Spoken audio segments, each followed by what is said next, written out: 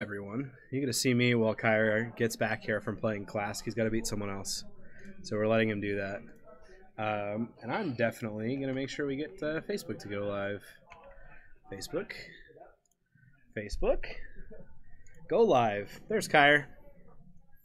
I'm already, yeah. We are waiting. Yeah, well, we're just waiting for the pairings to go up. Heck yes. Kyra and Brian are ready for Legacy. I mean, look at that. Are we? I'm pretty sure. Seems like it. Let me get that commentator chat sheet. There we go. Let's bring up that back cam, yeah? Just back cam. Hello. How's it going? Welcome in. Look, we've even got the things dropping for us. Magic. Legacy. What else? Dice. Uh-huh. I'm not sure who this is yet. Brian. Kyre. Look, I even sat in the right spot. It's a clone! Who's the clone? Am I a clone? Who? I think I'm the clone of you. You're my clone? Well, because they're used to you, so it can't be me being the clone. Or it can't be you being a clone of me. We stream every Friday. That's Tim. That is Tim right there. That is Tim. We do stream every Friday in the morning. Tim v. Ben, yeah? So this is Mono Red versus Grixis Miracles? Or what do you want to call this? Vial Smasher .deck? What is this? It is Grixis Miracles, right? We're gonna call it Miro Vial.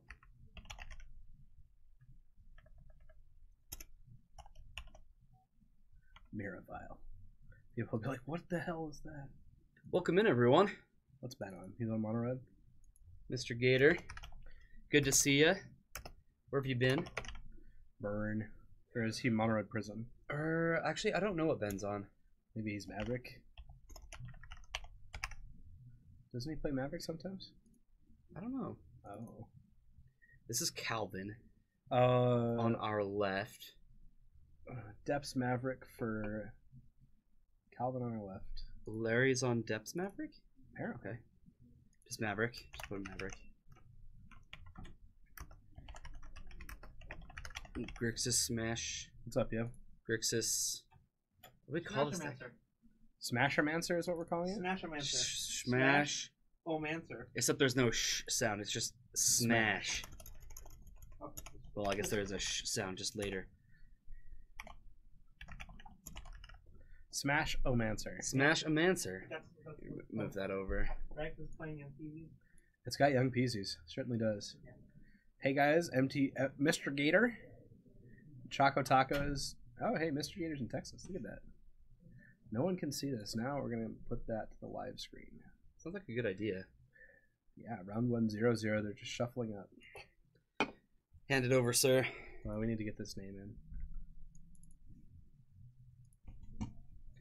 Calvin on doing Calvin things. Calvin's been on blue red control or blue eye control, aka Miracles, but recently people are just starting to call it blue light control. I mean, it's basically just blue light control, and you just have the most efficient sweeper in the game. Because why not? Because you're blue white, and right. Wizards loves you. I thought you already ate your food. No. I'm here to eat waffles and talk about Legacy. And I still have waffles. Excellent. And Nutella on the waffle. Oh, so I see. Oh. Is this a Chancellor? Just right there. Just that Nutella just coming down.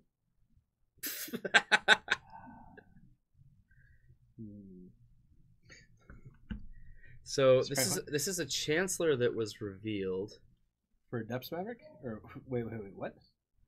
This looks like Reanimator. Is he on Reanimator? Yeah, there's like 3 decks that play Chancellor, and most of them are Reanimator, and the other one is Oops All Spells, and that deck is. I played against it. I'm sure everyone's heard this story before. Played against it in Vegas, and the guy accused me of cheating. Oh, did I have that right? Reanimator? That was correct. Okay. All right. Tim's gonna start with a Bloodstained Mire. See, I almost feel like I need a hat at this point, because then it would be actual clones. I can remember that. Your pirate hat. Okay. Now we're clones. You haven't heard that story? Yeah, someone accused me of cheating at Vegas. Essentially, there was a life discrepancy, and I said, "Hey, it looks like I was wrong here. You're right about this life total. That's what it should be at." And he's like, "I need to call a judge about this." And I'm like, "Okay." And after the game, he's like, "We don't need any more cheaters in this game." And I'm like, "Okay." All right, so it looks like he's thought seizing himself. Hey, Jorgensen. He thought seizes Iona.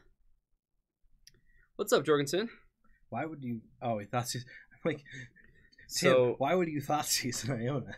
no. sense. Ben thought seized himself. Yeah, I see that. Took Iona, and now he's casting Reanimate Dead with the remaining 2 black mana from the dark. Dead.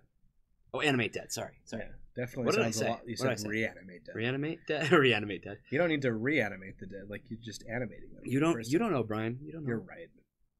All right, so it looks like Tim's going to respond to the Animate Dead with a Brainstorm.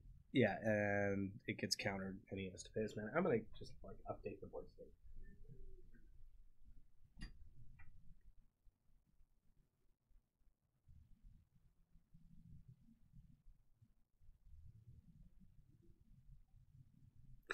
Brian goes over there and he's like, "Your mana's tapped. You paid 2 life for a Thought Seize. Come on, guys." Because life actually does matter in this matchup.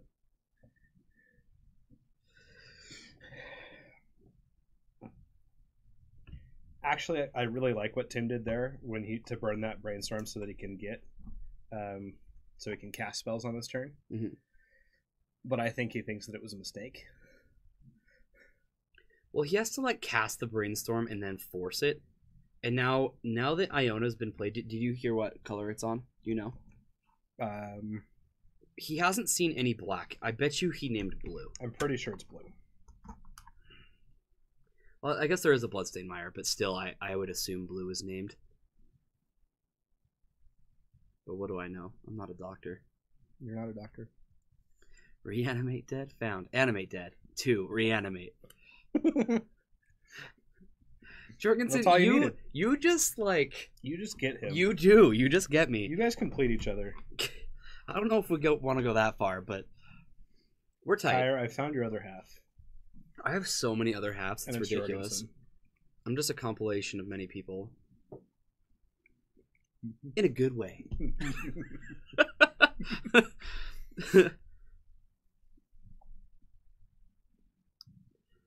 Alright, what's going on? Bloodstained Mire comes down. We're going to bash for 6 with Iona. And then Tim is going to... Murder it. Murderous Cut. Murder. So I haven't... So obviously black wasn't named. Right. Now this is something to mention. Tim is playing a Grixis deck. It is a Miracles deck. Like it plays In a with Thunder. Frankenstein monster way. Yeah, That's how your halves of other people. exactly. So it's playing with Thunderous Wrath, stuff like Murderous Cut. It's all a lot of delve spells. Mm-hmm. The point is to use Vial Smasher and deal a lot of damage. And speak of the devil, here's Vial Smasher. We did it. Now I wonder if he does have a Force of Will. I don't think he does, but Ben only has like 3 cards in hand, and I think it's a Thoughtseize, a Chancellor, and then he just played his land.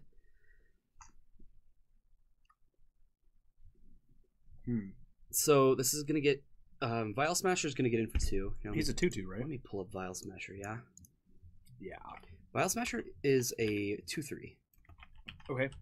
So he's even good against Collective Brutality, which is like Reanimator's removal spell. Yes. Like, they don't have anything else. They're like, I got big creatures and Collective Brutality.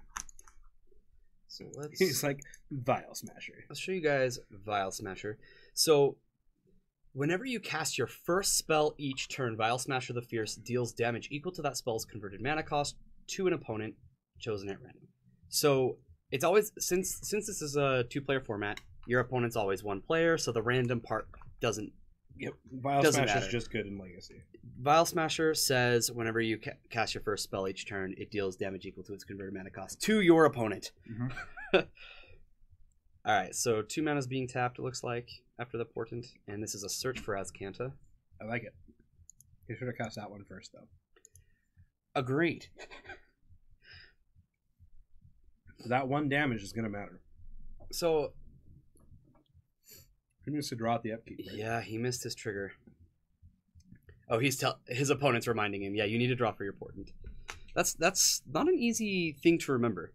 It's not a normal thing to have to remember. Definitely not. What's going on? Oh, he's just. Looks like they're drawing for discussing turn. things. No, let's say he just passed it back. Yeah, he did. So, in comes Vial Smasher for 2 more damage. Tim was holding it for the search for Azcanta Gotcha. trigger. This is Lightning Bolt. That's going to For 4 deal damage. a total of 4 damage. So 3 off the Lightning Bolt, 1 off the Vial Smasher. Yep.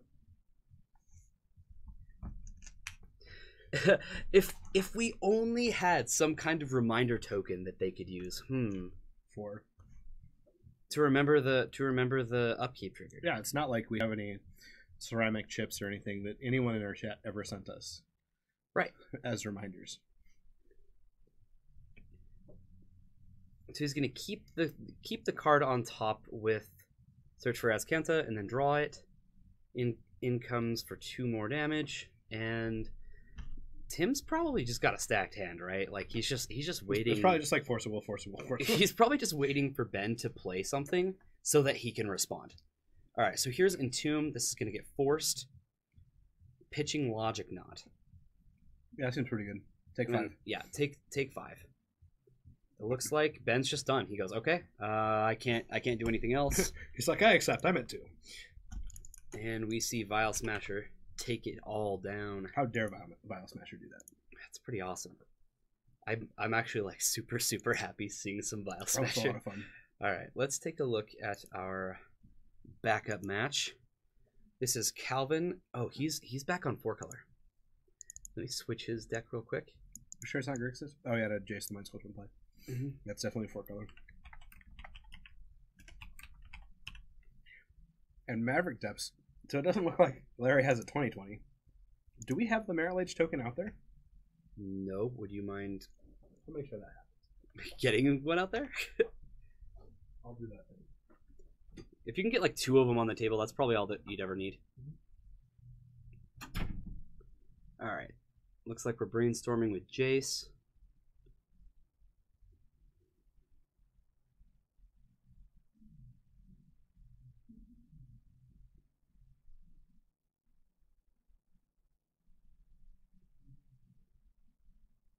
And what is this? A green Sun Zenith from Larry? Getting another Deathrite Shaman. Looks like he's crunched for mana. If I had to guess. I like sneakily put them beside Larry because it doesn't look like we've seen a Dark Depths out of that deck yet. Just so that Calvin doesn't get any extra information. Well, we don't have the Night Ally tokens out there yet either, do we? Ah, Brian, you don't have to do it now. I'm just gonna do it now. Okay. Otherwise, I'll forget. Brian's gonna get some other tokens out there for us. We got brand new tokens, guys. Leah got her 5 new tokens done, and we have them in our store. It's fantastic. We got the White Vampire, the Servo token, 2/2 Night Ally for Gideon, Merit Lage, and a Pirate Menace token. And they are all adorable. Okay. I think that allies are out there too. You're my hero. Am I the hero you deserve? No, just the hero I needed. Okay, good. I'm glad. Because I'm Batman. Pirate Batman. Pirate Batman. I'm 19. I'm 1476 Batman. Yep, there are Merit Lage tokens out on the table now. Not a knight if it doesn't have flanking or first strike. Them's the rules. There better be a Merit Lage left when I get there. We'll make sure to hold one for you, Jorg. I actually have 2 in my personal collection, and I don't play Merit Lage. So, at the very least, you can get one from me. You can get all the tokens. We'll make sure to be in stock. specifically for that day of the year. Specifically. Specifically. Hey, and Fox was here. Welcome in, Fox. Just in case there's a mirror gallery in play. Just in case. Mhm. You never know. Yeah, I'm gonna get 2.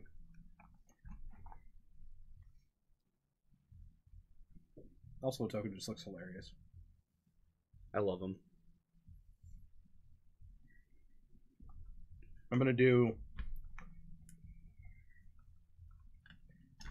What's the DAC Faden ability if it's targeted by a spell or ability?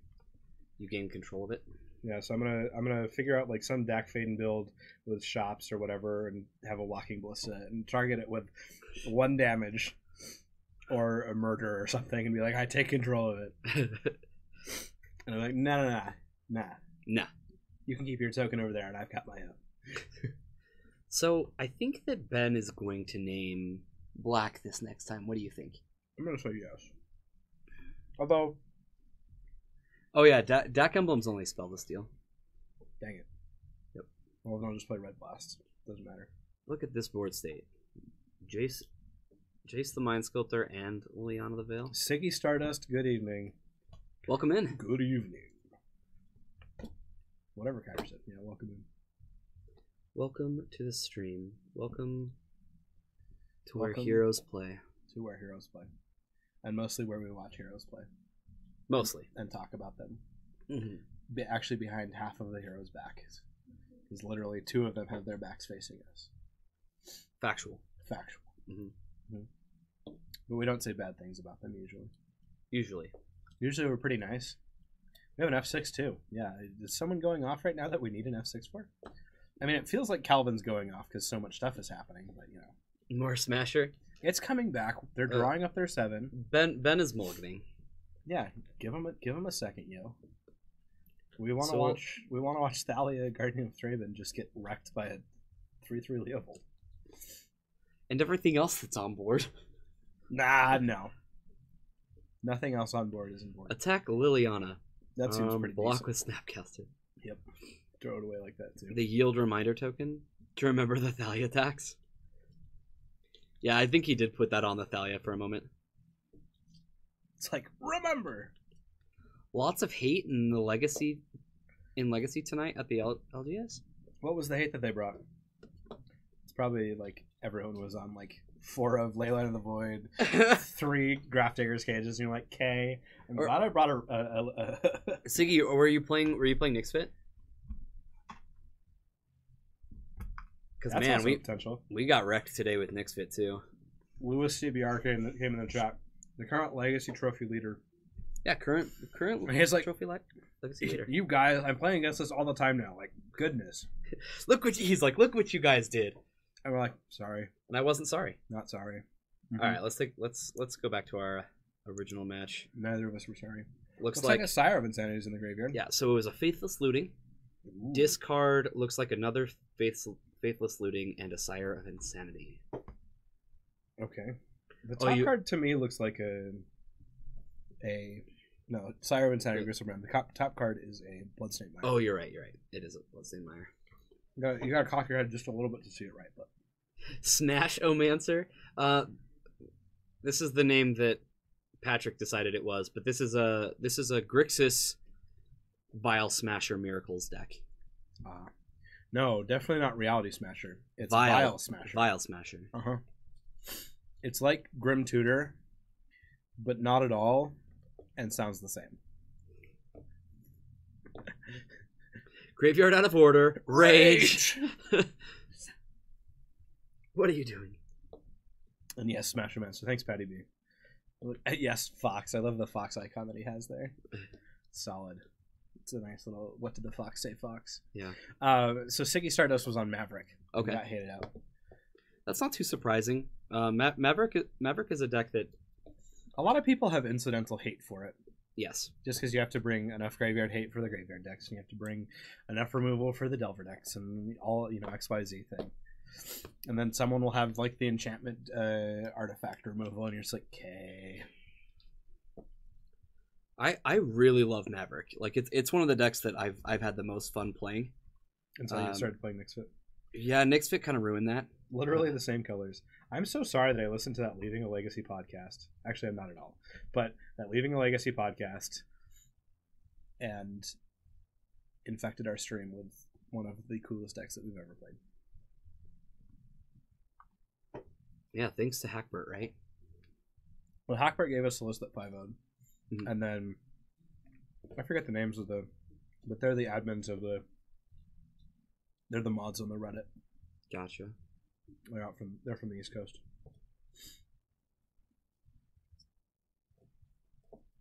Yeah, not a great hand out of Black Red. Absolutely. He hasn't seen a reanimate spell yet. And like Tim's just like, I guess I won't do anything. So funny story about Tim. He goes, Thoughts is to reanimate Vial Smashers your win con.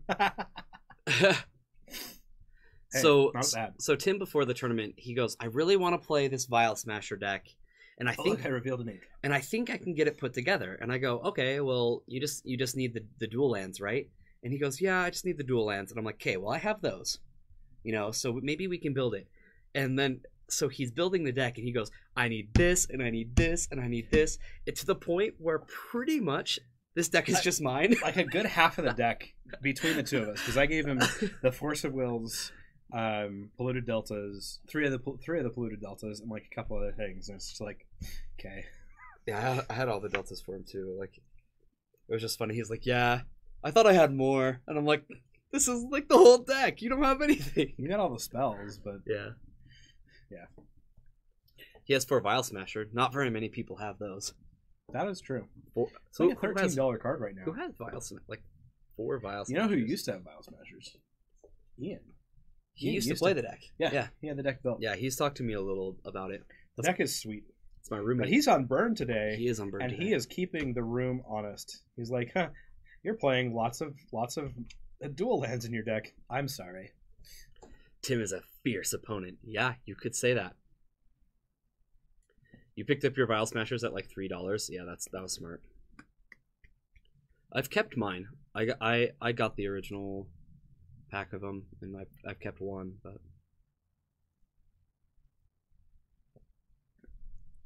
That surprised me that there's no mid prices. yeah, that is odd. That is odd. They only come in foil.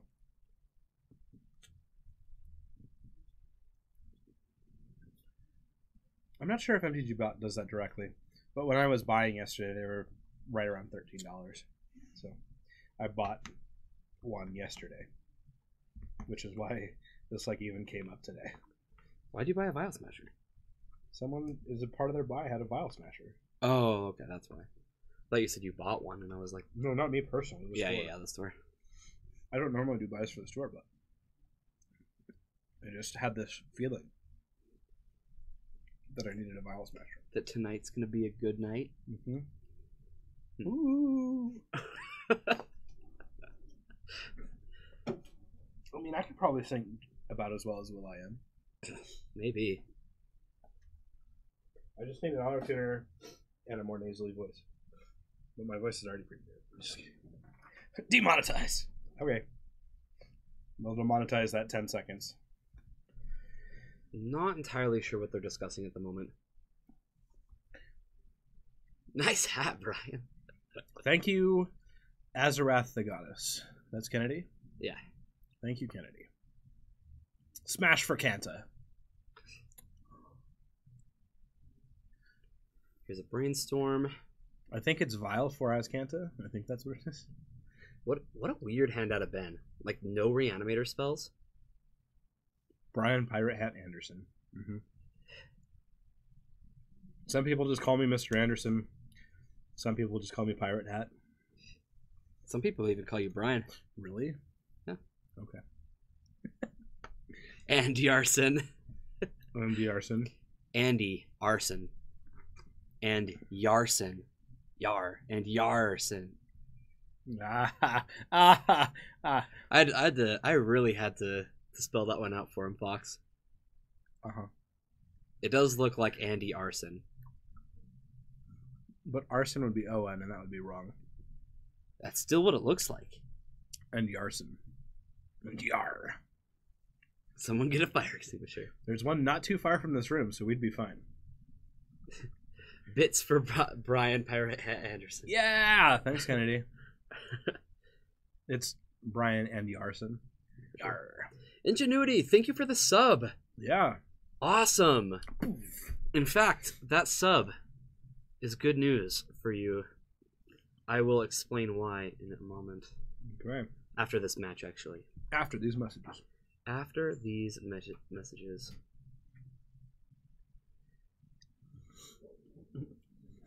Those bits you donated.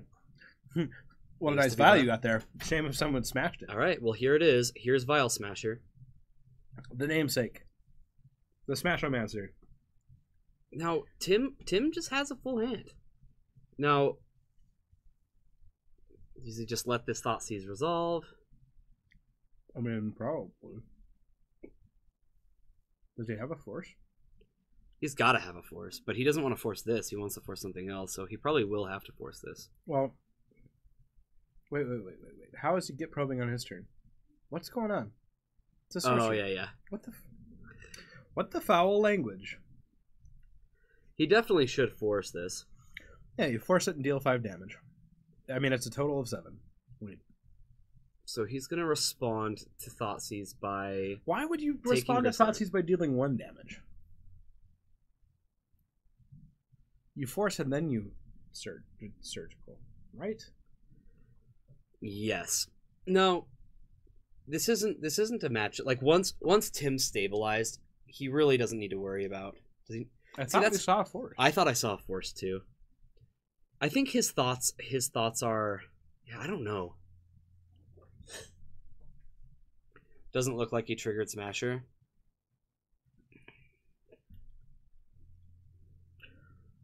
You play Portent. You better know that if Get Probe isn't called Clairvoyance, you can't instant speed it. Oh man, he's got a second surgical. Taking Chancellor. Now, I think there's just Sire of Insanity in the graveyard now. What's even going on right now? He just spent 4 life. Well, whatever. I'm not sure. So, something to mention though, Tim's actually very new to the Legacy format. He is, and to this deck itself. And he skipped, like he kind of skipped Modern, right? He like, did. He went like Commander Legacy. He's like Commander, play Standard, play Legacy. So, you know, he's only been playing for what, a year. Oh, it's a Logic Knot that I saw. It's not a Force of Will. Okay. Yeah.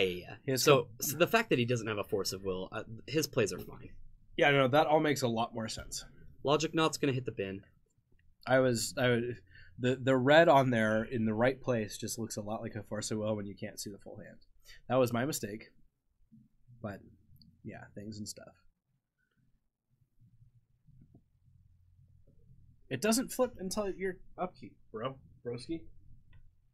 Yeah, he took it back. What happened to his Vial Smasher? It's in his hand now? Go talk to him. What the heck is going on?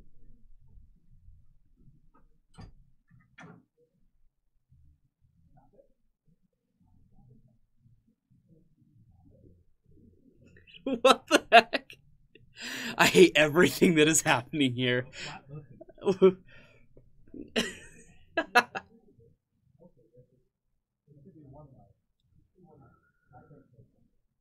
So it looks like they announced a couple things that like didn't happen or didn't actually end up being represented on the board. So like he just told his opponent to trigger, but he never actually put his life total down. And then this is a mess.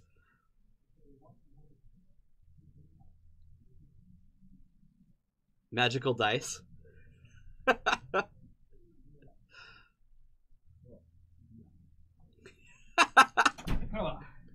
Somehow his Vial Smasher's just like in his hand.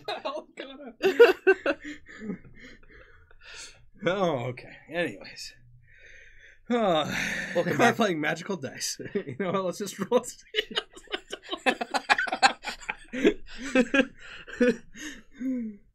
Oh, man. Oh, man. All right, here's a Dark Ritual. Reanimate. This is going to get Sire of Insanity. Yeah, it is. That's a card right there that he can have in his hand. Yeah. Like watching a game of Pokemon. Who knows what's going on? Oh, man. It almost...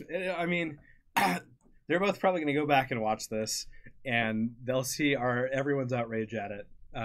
But, well, no. At the end of the day, it's still just like, what are you doing? So something to mention, Tim is going to have to discard his hand here, but just a couple spells off the top and he could easily just win this. Oh, truly. I mean, if we see his Thunderous Wrath off the top, he just wins.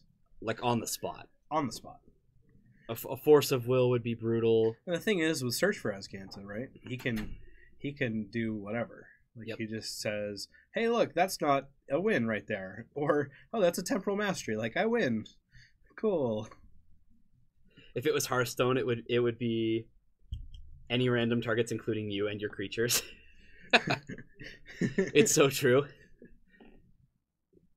And if you're a Hearthstone player, you just go, don't care, just going for it. Yep. You just discard your hand here, okay? Leery Fogbeast, Leroy Jenkins. When Leery Fogbeast becomes blocked, prevent all damage. I'll take it. All right, upkeep, trigger Azcanta.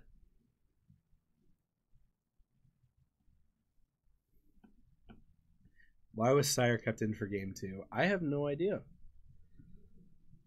Yeah, we just need a misdirection to restart the game. There's Bryce with the comments on point as usual. Yeah.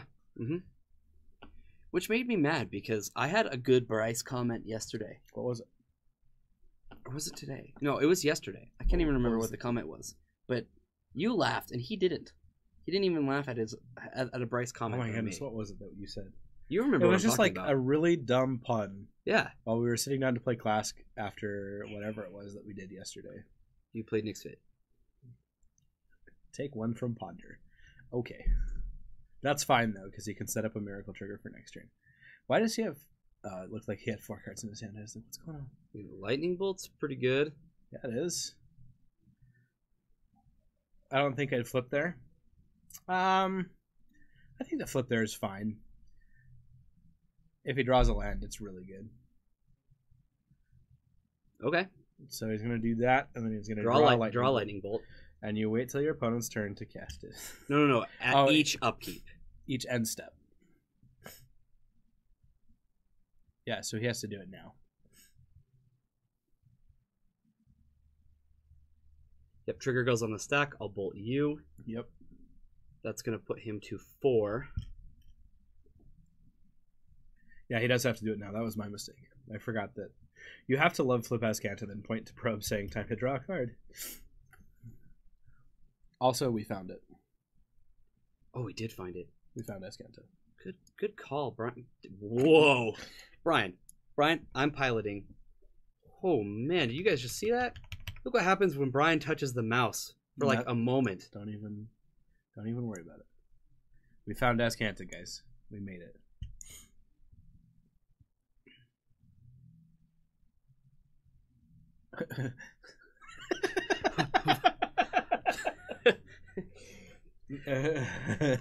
Glad Brian could help you out, Jurgensen. Yeah. We just saw like falling out of the screen with no.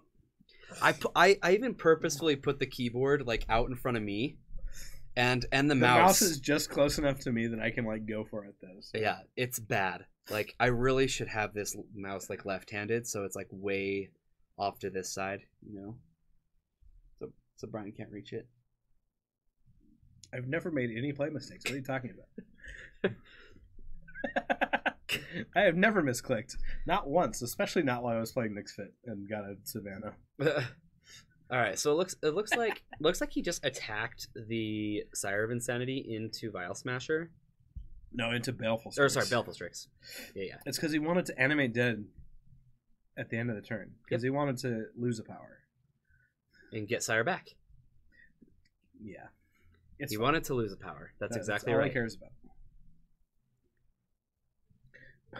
What's the red-white card on the right side? Red-white card. The red-black card? On the right side? That's Vial Smasher. This is Vial Smasher. I'll just grab the Scrubland. Black Beef, this is Vial Smasher. It's a red-black card. Vial Smasher the Fierce. The most fierce of smashers. It's just the fiercest. It's so fierce. More fierce than not fierce. Yes. Did we play another ponder? Okay. So we dealt 1 damage. Sigh. One at a time. Whoa, chat's blowing up with these huge... Stop it. There's just way too much text on the card animate deck. Uh-huh. It's like reading The Abyss or Chains of Mephistopheles. It's like it's like a super simplistic card, but to make it work with rules, you really have to put in, like, this is how this works in these instances. Yeah. It's odd. Yeah. I mean, it's the way that Magic cards are written, right? Mm. They're just not written correctly. I hope he's not tapping... Brainstorm. He should have tapped Azcanta the... whatever. Yes, You have one mono blue source and a whole bunch of other... Well, he can set up to win next. Yeah, he can set up to win next turn. I guess it doesn't matter too much. But I'm being a negative Nancy right now. If it were me, I would have used the blue source that we found. And you discard a card now. What's the flip land? This is Azcanta. Hence our found it button thing. It's Black-Red Ape Simulator versus Grixis Control. Yep. What was the card that he had right there? Toxic Deluge. Toxic Deluge. Blood Moon. Okay. Now all of Tim's cards or all of his lands are mountains. Even the Azcanta that we found. Yep. Now I can't find it. I mean, yeah, you're right. It's a mountain. It's a mountain. Doesn't matter. You just get to discard that card at the end of turn. That's really, that's a tasty, tasty Blood Moon right there because it literally makes him discard all of his cards. Why didn't you just... Tim, you can cast that. For 2 life. Need a lost it function. I know he can play the probe. I'm not sure why he didn't. Yeah, don't worry, Northwest Dork. We totally... well, I hope he just miracles a Thunderous Wrath at some point. Just is like, okay, all of my lands are mountains. Ben doesn't have anything else to reanimate. Not yet. Sire of Insanity is the only creature that he has anywhere. Lightning Bolt! That's enough. And It does that'll 4 do it. damage. Okay. Look at that. Tim gets a Reanimated 2-0. Death Threat Shaman. I mean, he could have reanimated one of Tim's Vial Smashers or something, but he can't lose any. Like, he literally can't lose life. Yeah, he has 2 life. Yeah. If Tim would have cast that Gitaxian Probe, he would have won the turn before. Well, that was a painful match to watch. However, it's over. Okay. It's his first time playing the deck ever, so I can understand. Sorry, everyone. I can totally understand it, though. Mm-hmm. All right, so let's take a look back at our Depths Maverick versus 4-color control. Looks like we've got a Deathrite Shaman and a Sylvan Library on the Black board. Beef for was a Grixis Calvin. control deck. It was a Vial Smasher, Pyromancer, Yeah. essentially Grixis Miracles, but we call it Smashomancer. That's what we're calling it. Maverick. Yeah. And then we've got a Dryad Arbor with a Jitte on it, with 2 counters on the Jitte. What happened to the... Oh. Looks no. like Swords came down on Swords got the Deathrite Deathrite. Shaman. And, and the Ice Cream Man, he got the rest. Yeah, and I would assume that these life totals are pretty accurate, so it looks like we're paying 4 life to get an extra card off the Sylvan Library. Yeah, because there's absolutely no way that this Dryad Arbor that could get +2/+2 will do anything. Don't worry about it. You're right, it's not attacking for lethal or anything. I mean, it's not like it's... So the reason he actually paid the life is to dig deeper with the Brainstorm. And he's got nothing. Well, if he wants to dig deep with the Brainstorm, don't you just use that fetch land? I mean, maybe he's got a burn spell of some sort. I don't know. Call against command. I didn't see anything that interacted, but okay, it is a Snapcaster. So before blocks, Larry just... Okay, I guess you get the Fatal Push, but I mean, Larry's going to ping the Snapcaster Mage, right? Oh, absolutely. I guess... At some point. It doesn't really matter when. Yeah, if you don't go to blocks, it doesn't matter.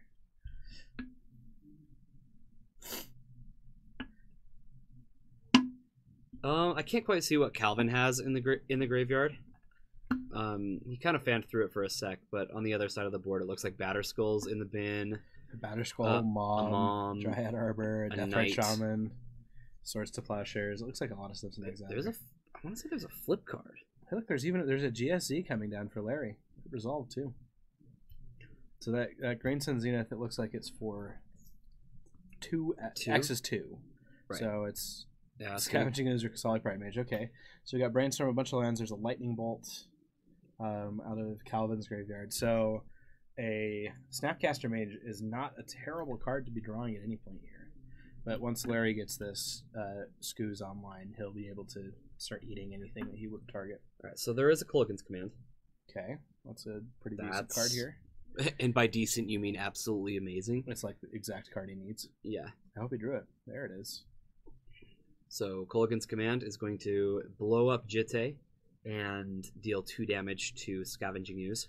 And Larry, like the relatively experienced Magic player that he is, gains 2 life on the Jitte. But now he's top decking against a Sylvan Library. Oh yeah, what special thing were we gonna say about Ingenuity? I said after these matches, like after round 1. No worries, Ingenuity. I have not forgotten. Thanks for reminding me though, because I totally actually forgot. I definitely didn't forget. Kyra's pretty good about that. Yeah. Not forgetting things. We'll finish up this match. I think He's like an elephant that remembers everything. And before this round goes to time. 36. About 10 more minutes of Ingenuity in the round. Gotta check on my kids. Oh, Ingenuity wants him to now because he's gotta check on his kids. All right. So we have a charity event that's going to be on this Saturday at 3 p.m. Mountain Time. Mm-hmm. Brian and I will be here streaming it. It will be a modern event. Yep. Live Magic.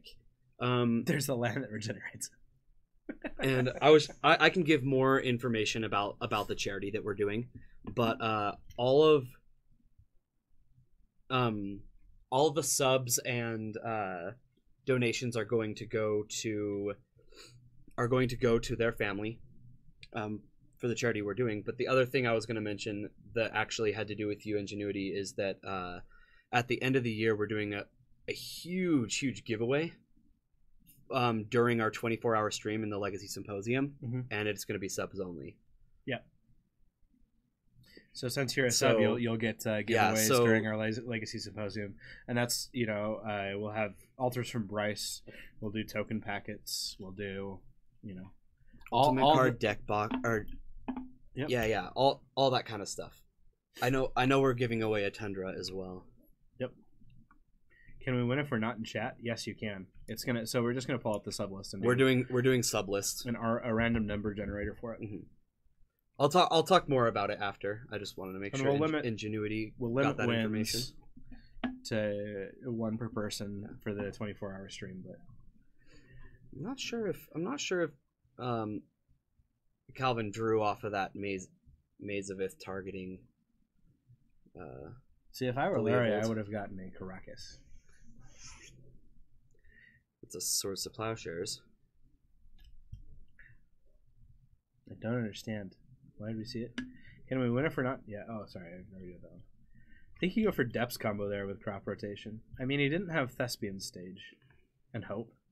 You just hope that Calvin doesn't draw a Wasteland while you're waiting to get the last piece of your combo. From playing Maverick online a little bit, I have noticed that that's kind of the combo you go with when like all else has failed.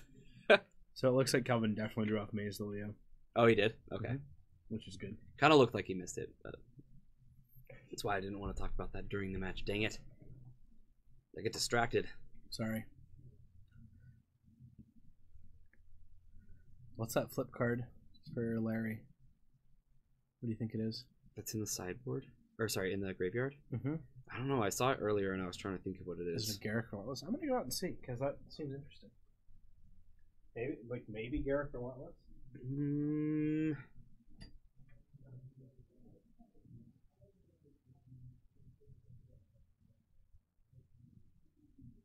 Honestly, don't know. Could be Garrick Relentless. I'm going to bet no.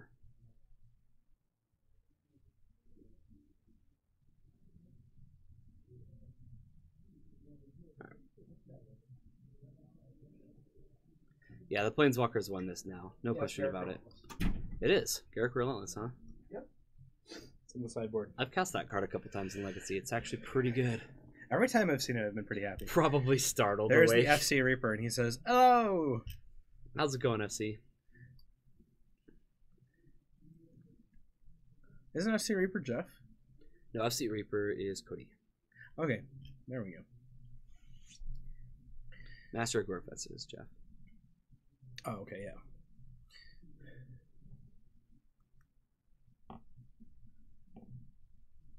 Hello, boy.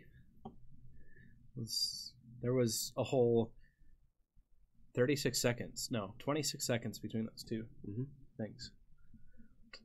It takes really long to type that, okay? You're right.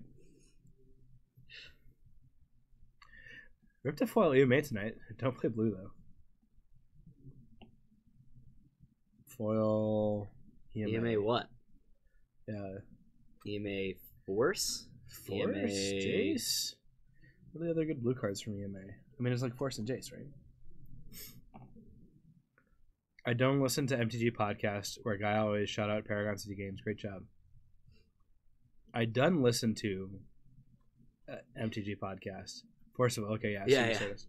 Jay Grossum always shout out Paragon City Games. So which one of the podcasts was it? Kitchen Table Magic, MTG Pro Tutor, or Eternal Dirtles? Those are the three that we've been really pushing. And I've been on 2 of the 3 of those, and I'm going to be on the 3rd one. I'll be on KTM before the end of the year. That is awesome. Well, I'll record with KTM before the end of the year. Right. Not sure if I'm going to be in the season the next. Ooh, Jorgensen got a foiler as a headmaster. I actually traded for one of those today, Jorgensen, so I know what it's like to own one. They're pretty sweet. Yeah. Pro Tutor, awesome. Maybe it's not a Force of Will, but you can pitch it to Force of Will. You absolutely can. It is a blue spell, which inherently makes it better than any non-blue spell. 0 foil lands in 3 boxes. I opened up 1 box, no foil lands. See, I opened 1 box and got a foil island. Yep. But my motto happens to be quote 13. The Maverick player doesn't play White Rallier. It doesn't look like it. Not in this list, at least.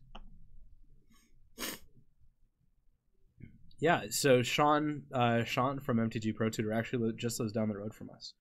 We are his LGS, and he doesn't get out to play often, but he'll definitely come out and play pre-releases and some of our limited events. So that's awesome. He's a great guy. He also buys a lot of board games from us. Yeah, he and his brother play a lot of board games. So he's a cool dude. There's my soul read. Yep. Which I think is the most hilarious play I've done to date. Bryce hasn't opened a box yet. Oh, what? Well, find me a foil basic, That's weird, Bryce, that you haven't opened a box yet. I have no idea why. Why is that? Yeah, he was. He was actually stationed in San Diego before he came up here. Yeah, but he's a Navy guy. That's cool. Yeah, Sean is really cool. Slacker 2012. Thank you for the follow. Appreciate that. See, it needs to be 2112 though. You need to go back to your Rush roots. You're a Navy guy? That's wonderful. See, we were actually talking about this with the Army over the Navy win, and it's like it seems like more people nowadays want to be in the Army, but the Navy just seems like such a cushy job. Well, not like cushy, but like no one wants to go out to sea, and so like a lot of the stuff now is just port jobs and automation and systems management and stuff like that, right? Is that 700? No, actually, we broke 700 earlier today, Patrick. Yeah, we are over 700 followers now. Yeah, congratulations, everyone. Which is once we get to 777, I've got to like do a giveaway or something. Yeah, we should. Didn't we talk about giving a Goyfrox once we hit 10? We just got a hand 1,000? like no. We did a Goyfrox once we hit 10 subscribers. Yeah. Like when Jorgensen and Fox here, we just got to have them like roll off or something, or do a Stifle Knot mirror match, and whoever wins the Stifle Knot mirror match gets the Goyfrox. We're in the 700 club. I guess that's where we are. I think we've got about 16 subscribers at the moment. I think we hit 17 with Ingenuity. Did we? Yeah. Oh, we've got a couple people that need to resub for the month. Yeah. I'm probably one of those people. I'm probably one of those people. Don't you play on time? What are Air Force is the cushy branch. They are the chair force. Yep. Especially now that most of the pilots are actually just drone pilots. Yep. And it's pretty much just engineers and drone pilots. Yep. And ordnance specialists and like stuff like that. So Navy is trying to get into STEM stuff. Yeah. No, honestly, as far as all that goes, it seems like aircraft carriers with pilots for drones and anti missile systems, like near Earth orbit satellites with anti missile system, like anti ground to ground missile systems and stuff, seems like the way to go. So The chair force sounds like my job.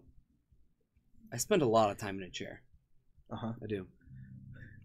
It definitely feels like we're the chair force sometimes. It does. We're going to play MTGO. That's going to get us somewhere. Also, we just heard the round end outside. So it looks like Calvin wrapped that one up too. Yeah, I think he did.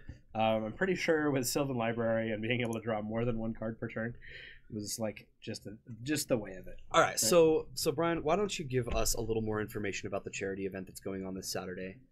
So there was a local member of our community who said, "Hey, one of my friend's daughters just passed away this evening. I really want to do something special for them, and they really need money." And I'm like, "Well, I'll help you host this event." So we're putting together a modern event where it's a little bit higher entry fee, but all the proceeds are going to this family.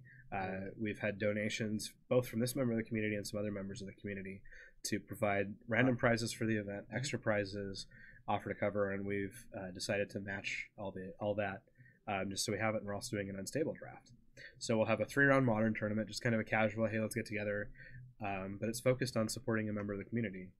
Yeah, and so once we got this information, we decided, Brian and I decided to stream it. So it is going to be a modern event at 3 p.m. 3 p.m. Mountain time. That's 5 p.m. Eastern or 2 p.m. And we're sticking with that. Anybody who subs, anybody who donates during that stream, all of it goes to their family. Yeah. All of it.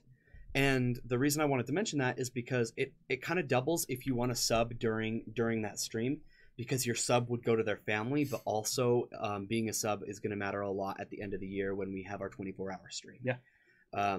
Because we're only going to be giving out our giveaways to subs. So just thought it would be a good time for people to sub, right? Yep. I mean, this is the time of year, right? There's the discounts on subs and donated subs and everything. So we'll see.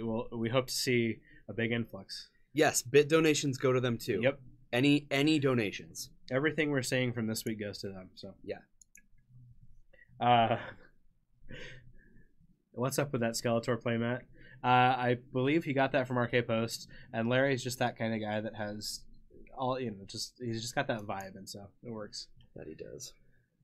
Oh, I didn't mean to click on that. Oh, the boxes one. Yeah. I forgot we even had that. Jorgensen and Fox, we do have younger viewers, so bail your comments as much as possible.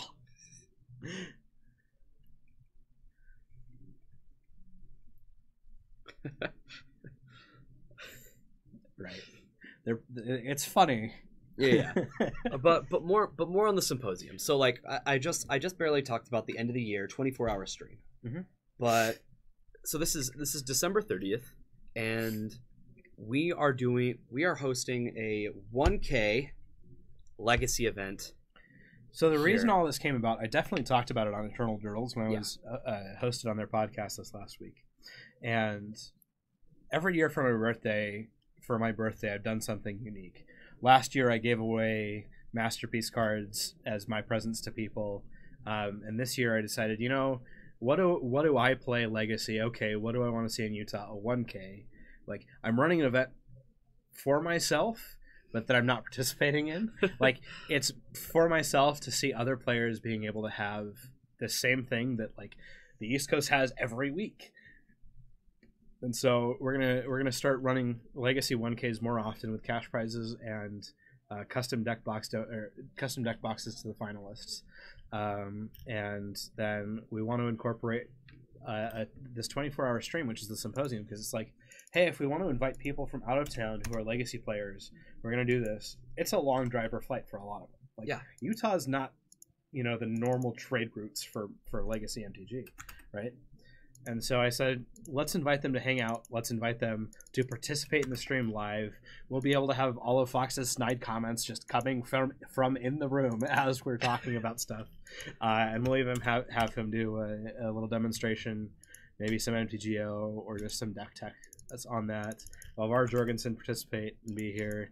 And you get to kind of like hear from everyone who you've been seeing in chat and all kind of like join together and participate and essentially create a massive amount of legacy content for the community. Right.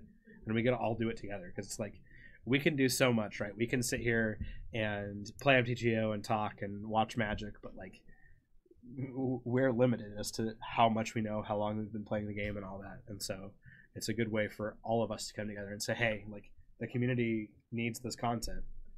The format's still evolving. There's still all these things to do. So I thought it was a great idea, and I'm glad that Kyre's been able to run with it and make up a lot of good ideas, and then the rest of the store has been kind of falling in behind and helping push the event. Yeah, it's going to be a blast. We're going to have some pro players here. Mm-hmm. Like Brian said, there's going to be custom deck boxes given to the finalists. I've seen what Brian's thinking about getting for the finalists. They weren't just. This wasn't an idea that was like thrown together like, hey, let's just give them some deck boxes. These are like handmade, custom built, super, super cool things. Like you'd pretty much have to go way out of your way and to get these custom made to get these yourself. Not only that, but they're expensive enough that probably not something you'd ever buy for yourself either. Or, I don't know, maybe some people. But and then during the 24-hour stream, we'll be hosting, I want to say at least one live tournament will be during it, but we'll be doing tons of Legacy MTGO. Like, I know Fox is going to be here. I'm sure we'll play some Stifle Knot. Josh Snow's going to show everybody how to play Blue-White Miracles for reals, which we've never had him in here playing Miracles before. So I'm super, super excited about that. There's just going to be a lot going on, and can't wait to fire off that event. And like I said before, there will be giveaways going throughout the entire 24-hour stream. These giveaways will be Goy Frocks, Roll Down Dice, and we've got Cats and Cantrip tokens. We're going to give away a Tundra, maybe some mat cases. There's going to be a lot of things that we're going to be giving away just to subscribers.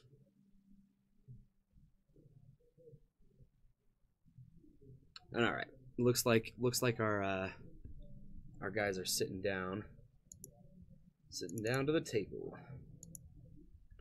We've got Jeff. I know that he's on Maverick a lot.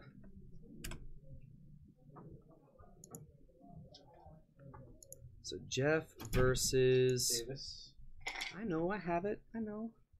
which is going to be Drazi versus Eldrazi? Maverick. Yeah, Davis and Drazi.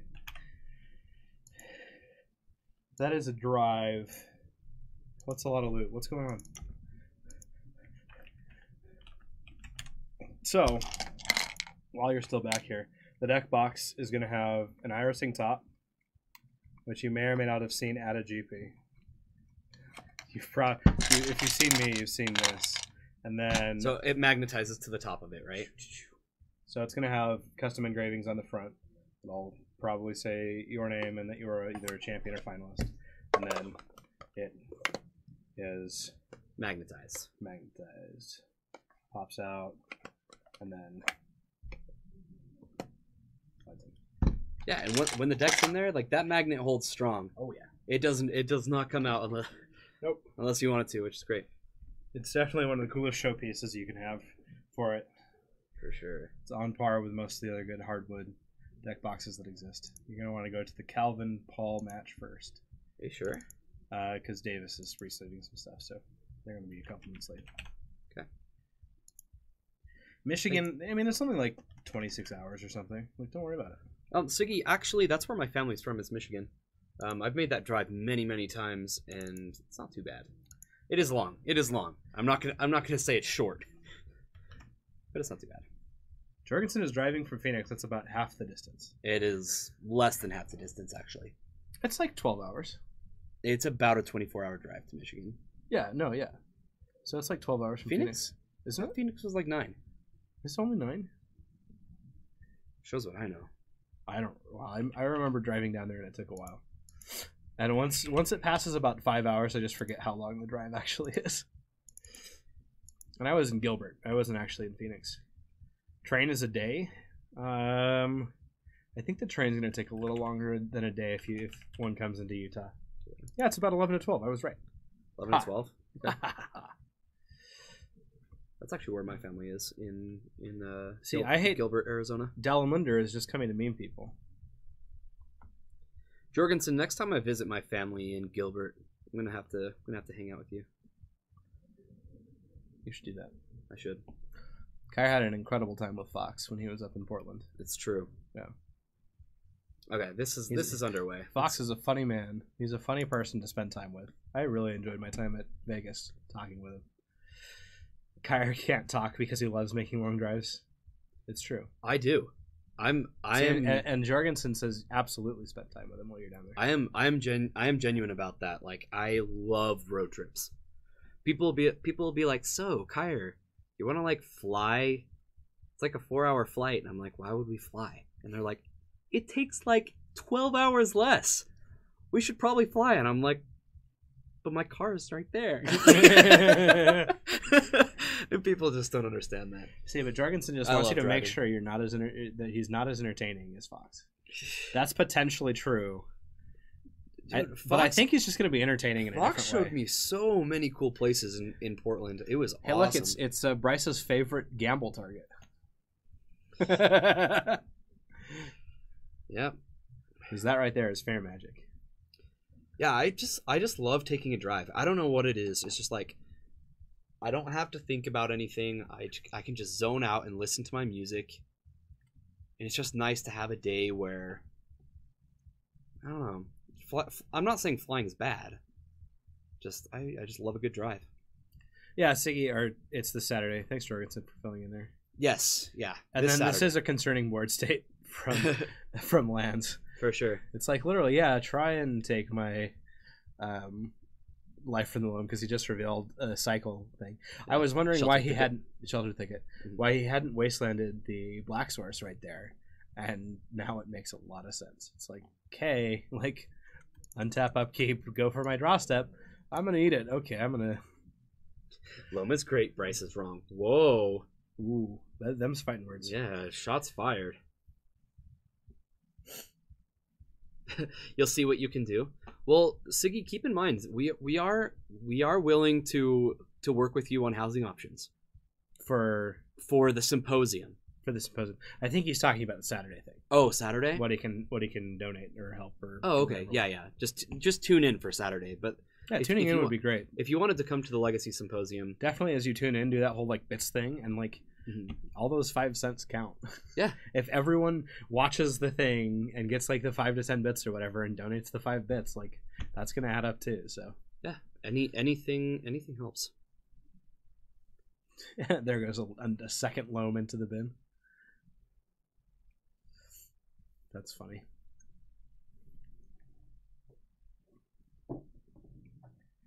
30th, 31st fundraiser is this Saturday. Yes, that is right, Jorgensen. Thank you. I'm so excited for that. Me too. We're like just over 2 weeks out. How many days is it? Today's the 13th, right? 12th. 18 days. 18 days until it's the 1K. If you can't flip the Force of Will, you'll donate it? Oh, that would be awesome. That would be amazing. That would be sweet. See, someone was ready for Rivals of Ixalan. Dragon Knight, I don't know who you're talking about. What? Wait, dude. Wait, is it Brian? What, me?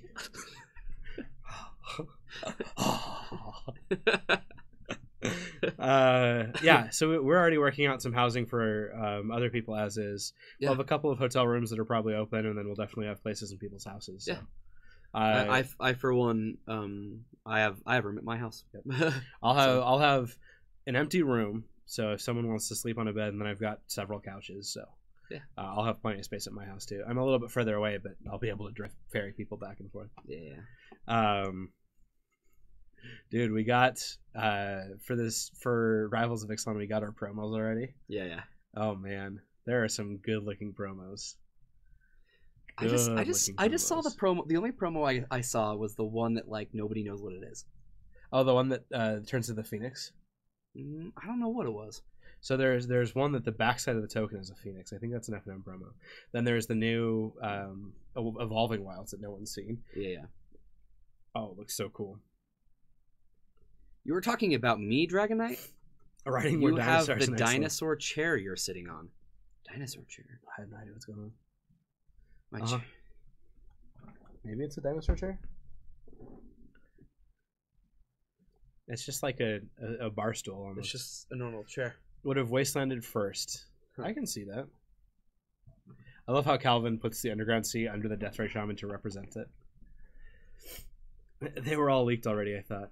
Oh, I guess they might have been leaked already. I didn't see him. I missed him for some reason. Might talk some friends into going to the symposium. Absolutely. That would be sweet, Siggy. That would be outstanding. Out of curiosity, where are you from in Michigan? My family's from Grand Rapids. He's probably from So Lansing. I've been around in Michigan quite a bit. Michigan and Ohio. See, and I'm from Wisconsin, so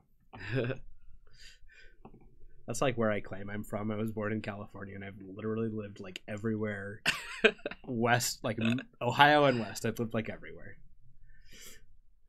And Legacy, lands fortify creatures. Oh man, yep, definitely a dinosaur chair.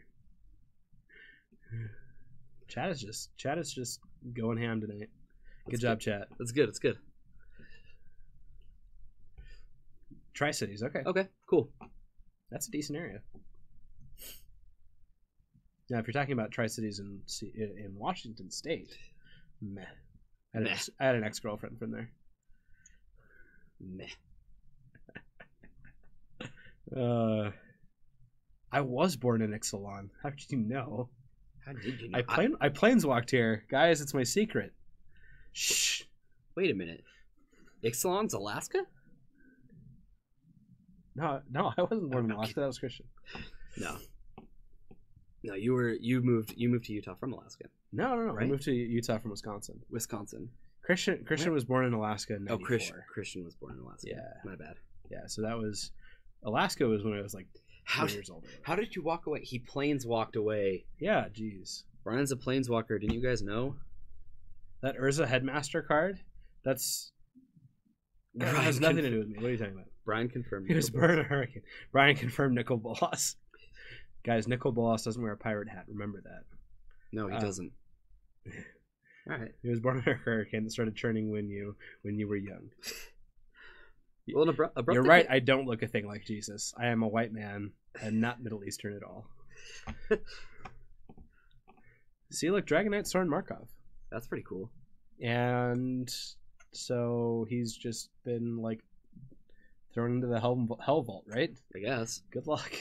Whatever that. He's talking to us from the hell vault. What the heck? That's pretty cool. How did that happen? They have Wi-Fi there.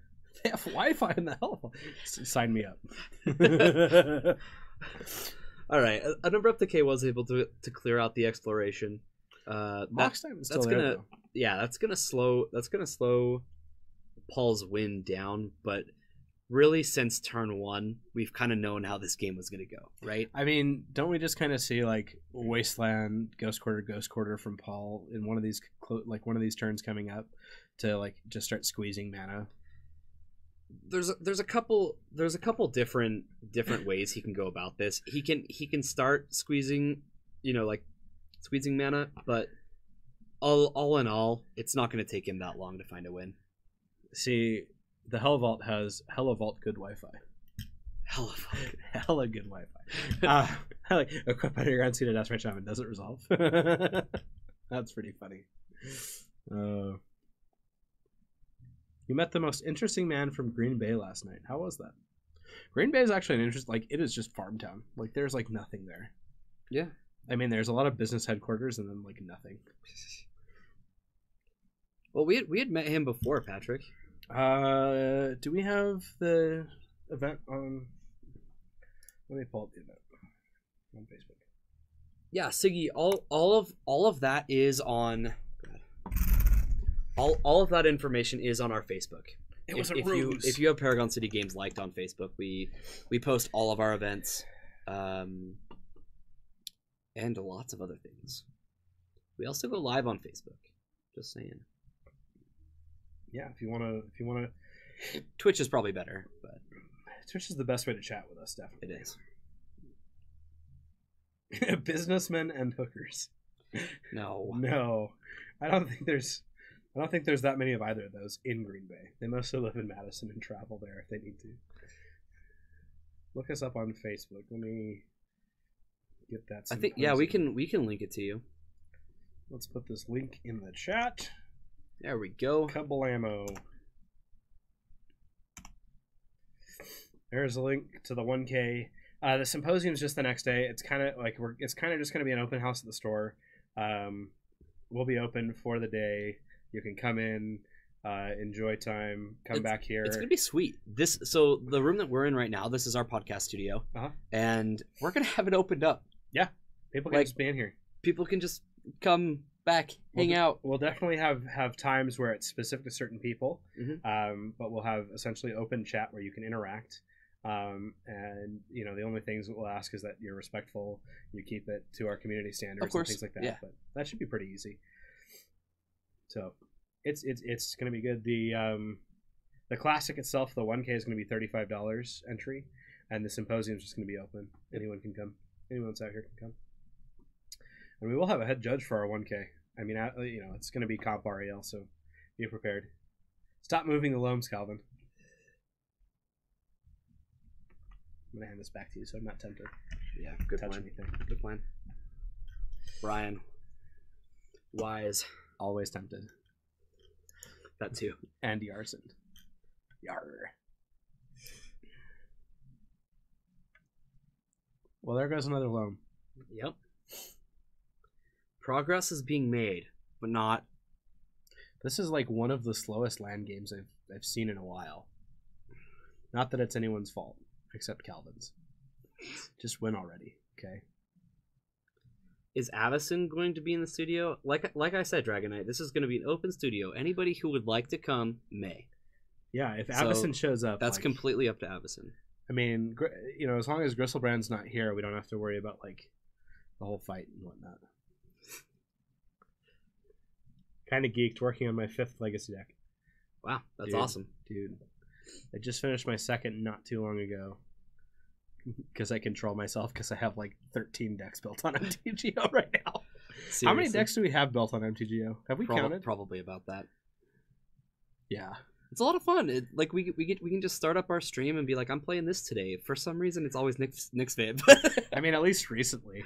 Yeah. But we've got like Turbo Depths and all that. Yeah, we just got elves. Hey, Mishra's Factory just came down, and that is a beautiful summer Mishra's Factory. That is gorgeous. That's summer, right? Or is that spring? No, I think that's fall. Fall has the fumes on the left side. That's what I remember. No, see, Fox is it summer? Summer Factory. I thought it was fall that had the fumes on the left side. My bad. Is Avison even around anymore? I'm pretty sure she got Markov'd right in the face. Yep.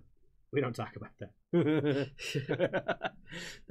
there was definitely not a card named English. Oh, fall has the red leaves. That's right. There we go. Yeah, because this one's all that green. Mm-hmm. And then spring is like more turquoisey. I can't remember. Spring has a lot of color to it. I like the winter one. I don't know why. It's just a bunch of white, but for some reason I like it. Winter's cool. I think I'm nice. Winter's cool. I'm unintentionally channeling Bryce here. Winter is cool. Oh man, fall is the nasty orangey one. This is the most printed art. Okay. Yeah. It's probably pretty anguishing for you. Winter Factory does have Christmas lights, which makes it awesome. Yeah. It's 10% more effective. I'm going to deal 2.2 damage to you instead. Make sure you mark that. Oh, man. I cannot believe Paul hasn't found a Dark Depths yet. Yeah. I mean, at this point, though, Calvin's running out of dual lands, right? Yes. But Paul's also running out of life from the loam. Like But both of those things. the thing is at this point though, Calvin really doesn't need lands. He can win with Jace. Yeah, that's pretty much what he's gonna do, right? Now Killing Avacyn is a hot topic. Workshop can deal with Jace though, so that's something It's true. to mention. Yeah, these Deathrite Shamans are definitely going to be on the hook to do a lot of the grunt work to get Jace to where he needs to be. I'm sure everybody heard what you said. Actually, surprisingly, there's good resonance on that side. Probably. No one tell him Hot Topic's on Big Gap. Jorgensen, Don't look, make me you just vindicate did. You can't run Christmas like that with direct current, and we all know what the other arts run on. Oh man. Anyways, well, there's a wasteland. That's a start. He should wasteland one of those equipped underground seas. Equipped underground seats. Such a quip. Such equip, much wow. Much wow. But the Tabernacle at Pendervale says equip target underground sea. Doesn't untap during its controller's upkeep. Bye bye life from the loam. Okay. What's going on? Okay, well there goes another black source.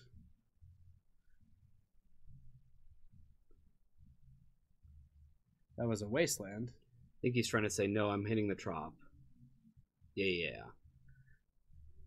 Tapping that What's for he mana, doing? I'm sure. What's he searching for? What are you searching for? It's a wasteland. Not a ghost quarter.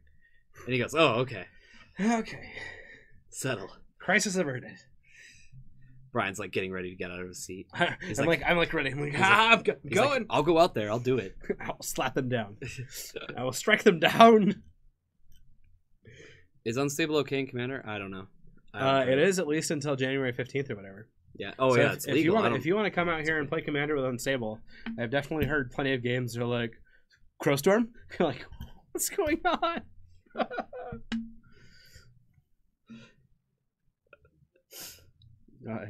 They got a lot of 1-2s. The board was clogged. Yeah. They couldn't just cast Empty the Warrens. There was certainly some inclement weather.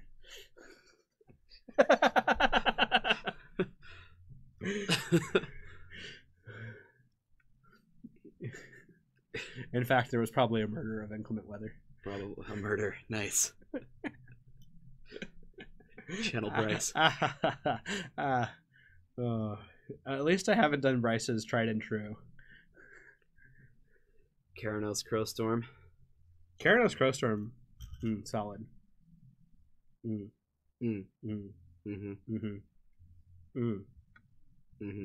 See, in Taiwan, though, is a valid response to a question. Really? It means yes or affirmative. It is a word in Chinese. So if you say, like, people will, if you pay attention, I say a lot, like when people are talking about things, because I'm used to it from speaking Chinese. Yeah. Yeah, it's weird. That's cool. Convince me to not snap by on. On what? I don't know what that means. I don't know what SWGOH OH is? I don't know what that is either. Snap by. What are we not snap buying? Is this tickets to come out to Utah? I'm not going to convince you not to do that. Dragonite, sometimes I feel like you just Google random things I could say. And that's what we get from you. Some of them are decent opinions. Some of them are great. I think My Chemical Romance getting back together would be fine. The Black Parade is pretty cool. Just fine. Yep. I would have no complaints about that, but I am a little confused why that was a topic that came up. Like first we got Siggy trying to tell us about SWGOH, and now we've got you trying to tell us about My Chemical Romance. I don't understand. Meanwhile, we've got the most long grindy game of. I mean, basically they're going to go to turns off of game 1. So. I mean, you're not wrong. See, I called them out and got it. Yes. See, it's like it's like a Cabal Therapy Soul Raid. You're like, or the turn 1 Pithing Needle names Mox Sapphire. I think Reed Duke did that once during the BSL. How many rounds, Hackbert? We do 4 on Tuesdays. 4. For the 1K, it's going to be based on Swiss turnout. But 4 on Tuesday, 3 on Friday, 3 this Saturday for Modern. Or if you're watching one of our MTGO streams, it's 5. Yeah, MTGO we do 5, and then we do 3 on Fridays, 4 on Tuesdays. But most of the time with MTGO, it's like, well, I mean, we're going to do a whole league. Like, why not? Yeah. So you can also do it way faster than some of these rounds. I just remember the other day when I like started a second league, and Patrick was like, he like looks at me like, what are you doing? And I'm just going, another league. Let's go. Hooray! Nick Smith. Yeah, you thought seized him. You just got there, but you lost 2 life. I don't need life. So you're, I'm a black player. so you're down to 7 lives. Okay. Because you're a cat. I'm not a cat. Meow. What is going on right now? No idea. We're trying to watch this game. Hey, look, Merit Age is finally down. Now we just need a Thespian stage. Or not Merit Age. That's a dark depths. We may get to see the first ever activation into a Leah Anderson Merit Age token. Right here on this stream. Hackbert's uncomfortable. I'm sorry, Hackbert. Uncomfortable with what? How much do you think Paul would pay for a spreading algae on this board state? I'm not sure because I'm actually unfamiliar with that card. Kyre or someone do exclamation point card unstable algae or spreading algae. Whatever the card name actually is. I made a half kitten unstable, so it's possible to be a cat.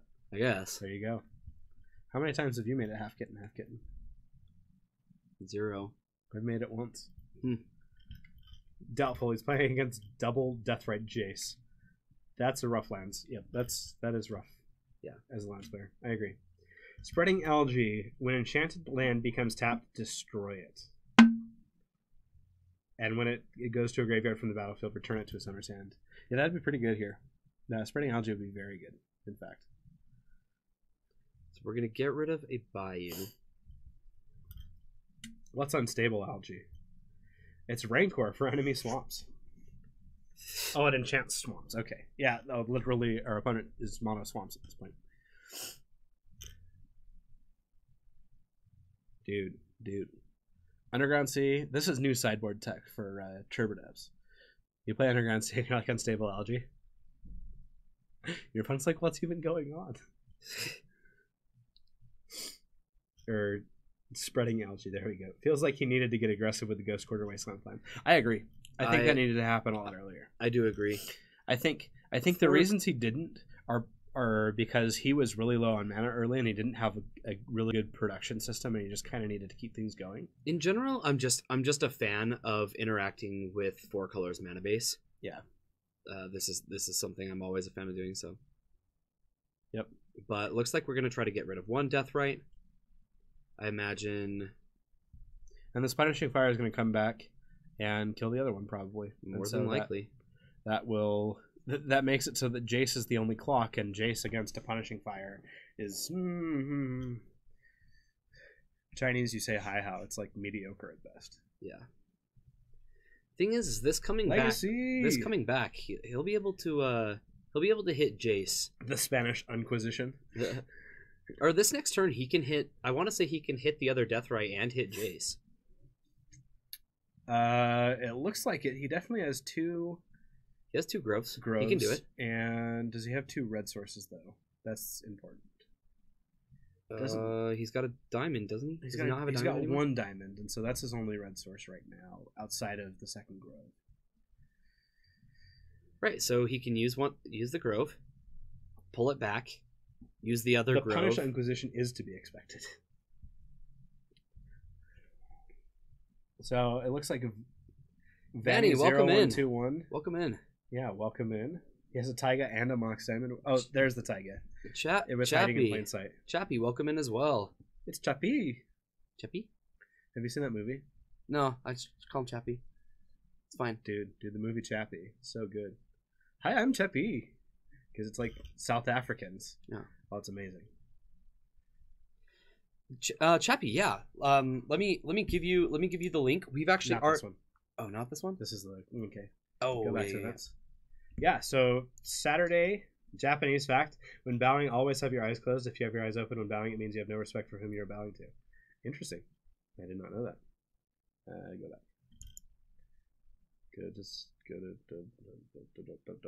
Go home. The Lance player has far too many English cards. You're probably right. Go to Paragon City Games. Love that mat so much. Looks great. We're talking about the Rashad port? Because yes. Once I saw that mat in person, I was like, oh, I actually kind of need this in my life. Fully Italian lands is the way to go. You're not wrong. He's not wrong. Nope, not wrong. Because you have to get an Italian Tabernacle, not everything else. Event for Everly. Here we go. Hates control. Apparently the Krusty Krab pizza is the pizza made for you and me. There you go. Sure. So here's the link for the event. It's going to be a modern event. It's going to be 3 rounds. $20 entry. All of the donations and subs we get this week to our channel will go towards that. all of it. On top of what we're getting, and we're also going to be matching the donations for prizes and things throughout the events, both that and stable. Do you feel it, Mr. Krabs? Drop of honey is the tough one. Well, look, Bojuka Bog is getting rotated in order to do something, and in response, Calvin says, haha, force of will. That was nice. Evil Beard's lands deck is all Japanese, minus the Italian Tabernacle and Taigas, and a German Glacial Chasm. German Glacial Chasm, spectacular. German language cards. I was gonna say Master Race, and I'm like, no, definitely not that thing. It looks like Paul is going to stabilize this game, but I don't even know. Like he should be able to make Merit Lage now. Calvin with 8K. I mean, the deck's probably about Vanny, 6 or 7. his entire deck is foil. He actually has this in a foil Miracles deck. Yep, he has both. They are gorgeous.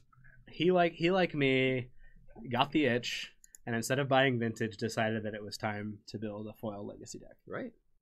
So some days you wake up and that's what you need. Okay, just Google another random thing to say. Okay, let us know what this random thing to say is. I'm scared. Actually, don't. How much time is left in the round? Parry and riposte. Let me find that out for you, Perry. So it's been about 20 minutes. Yeah. About 20 minutes till the end of the round. Dogs have cleaner tongues than people. I did know that, in fact.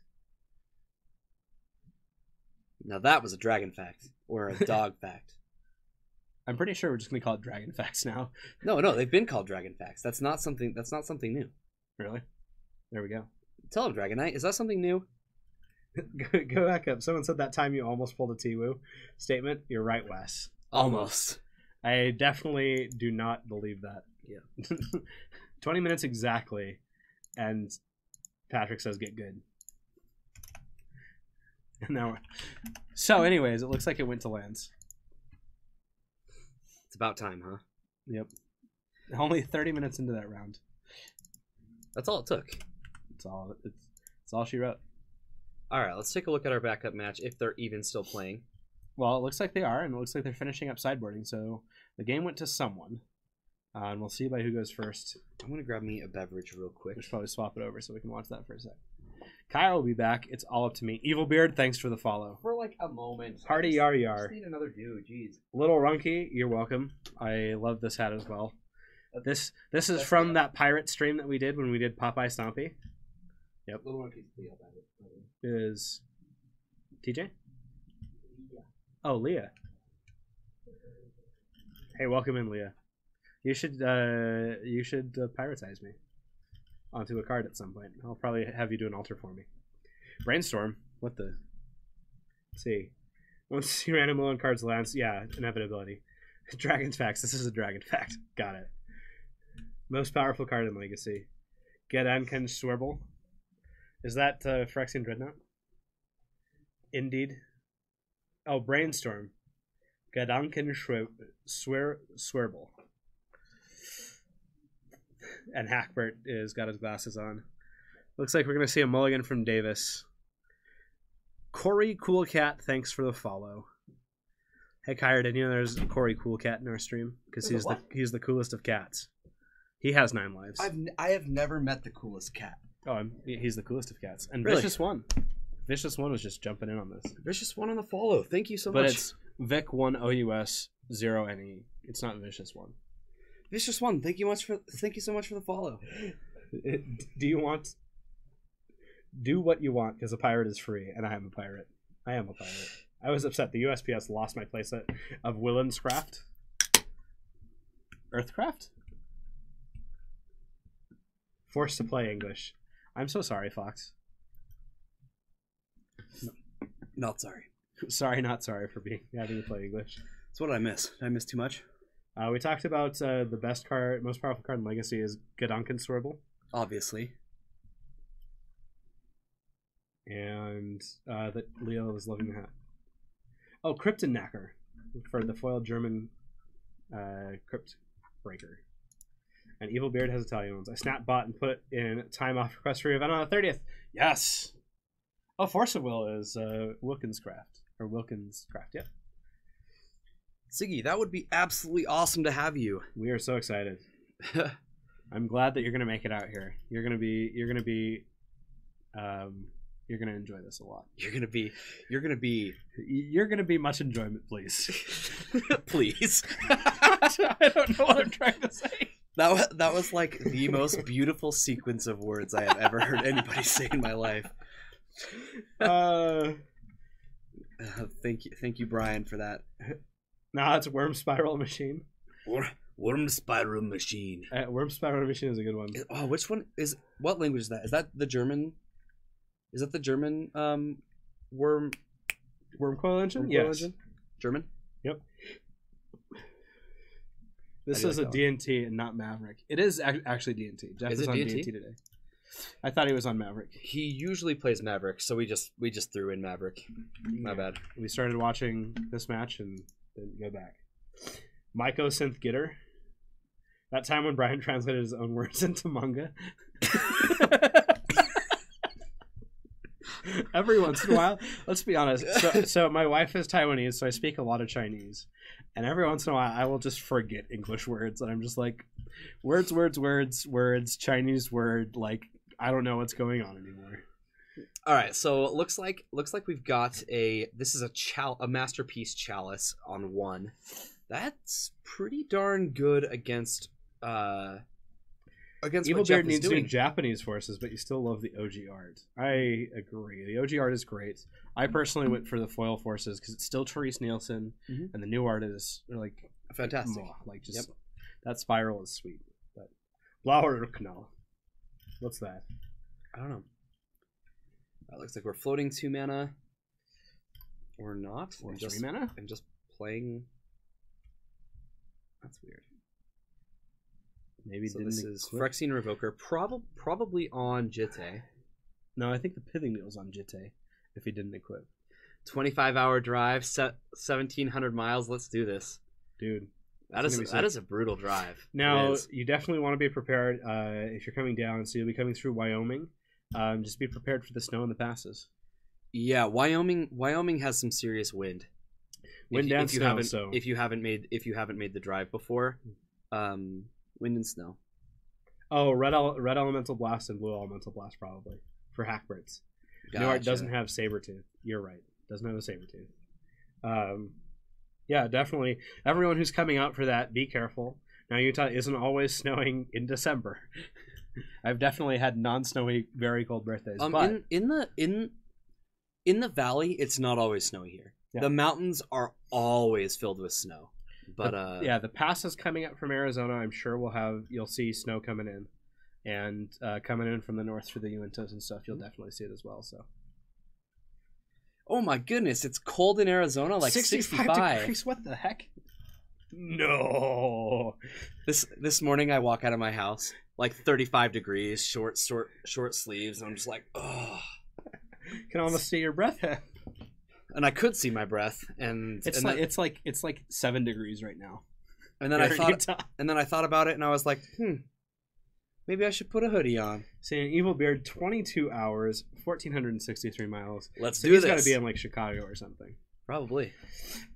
65 degrees is nothing. It It's like is. you're almost from the Bay Area or something. You want to know what's you better put on those full winter jackets. Hackbert? Literally, me and my roommates' preferred temperature in our house is 65 degrees. Mm-hmm. Preferred temperature, Mm-hmm. 65. That's actually where we set our But thermostat. sandals. You're wearing a pea coat in the store. It's so cold. Okay. That pea coat and sandals.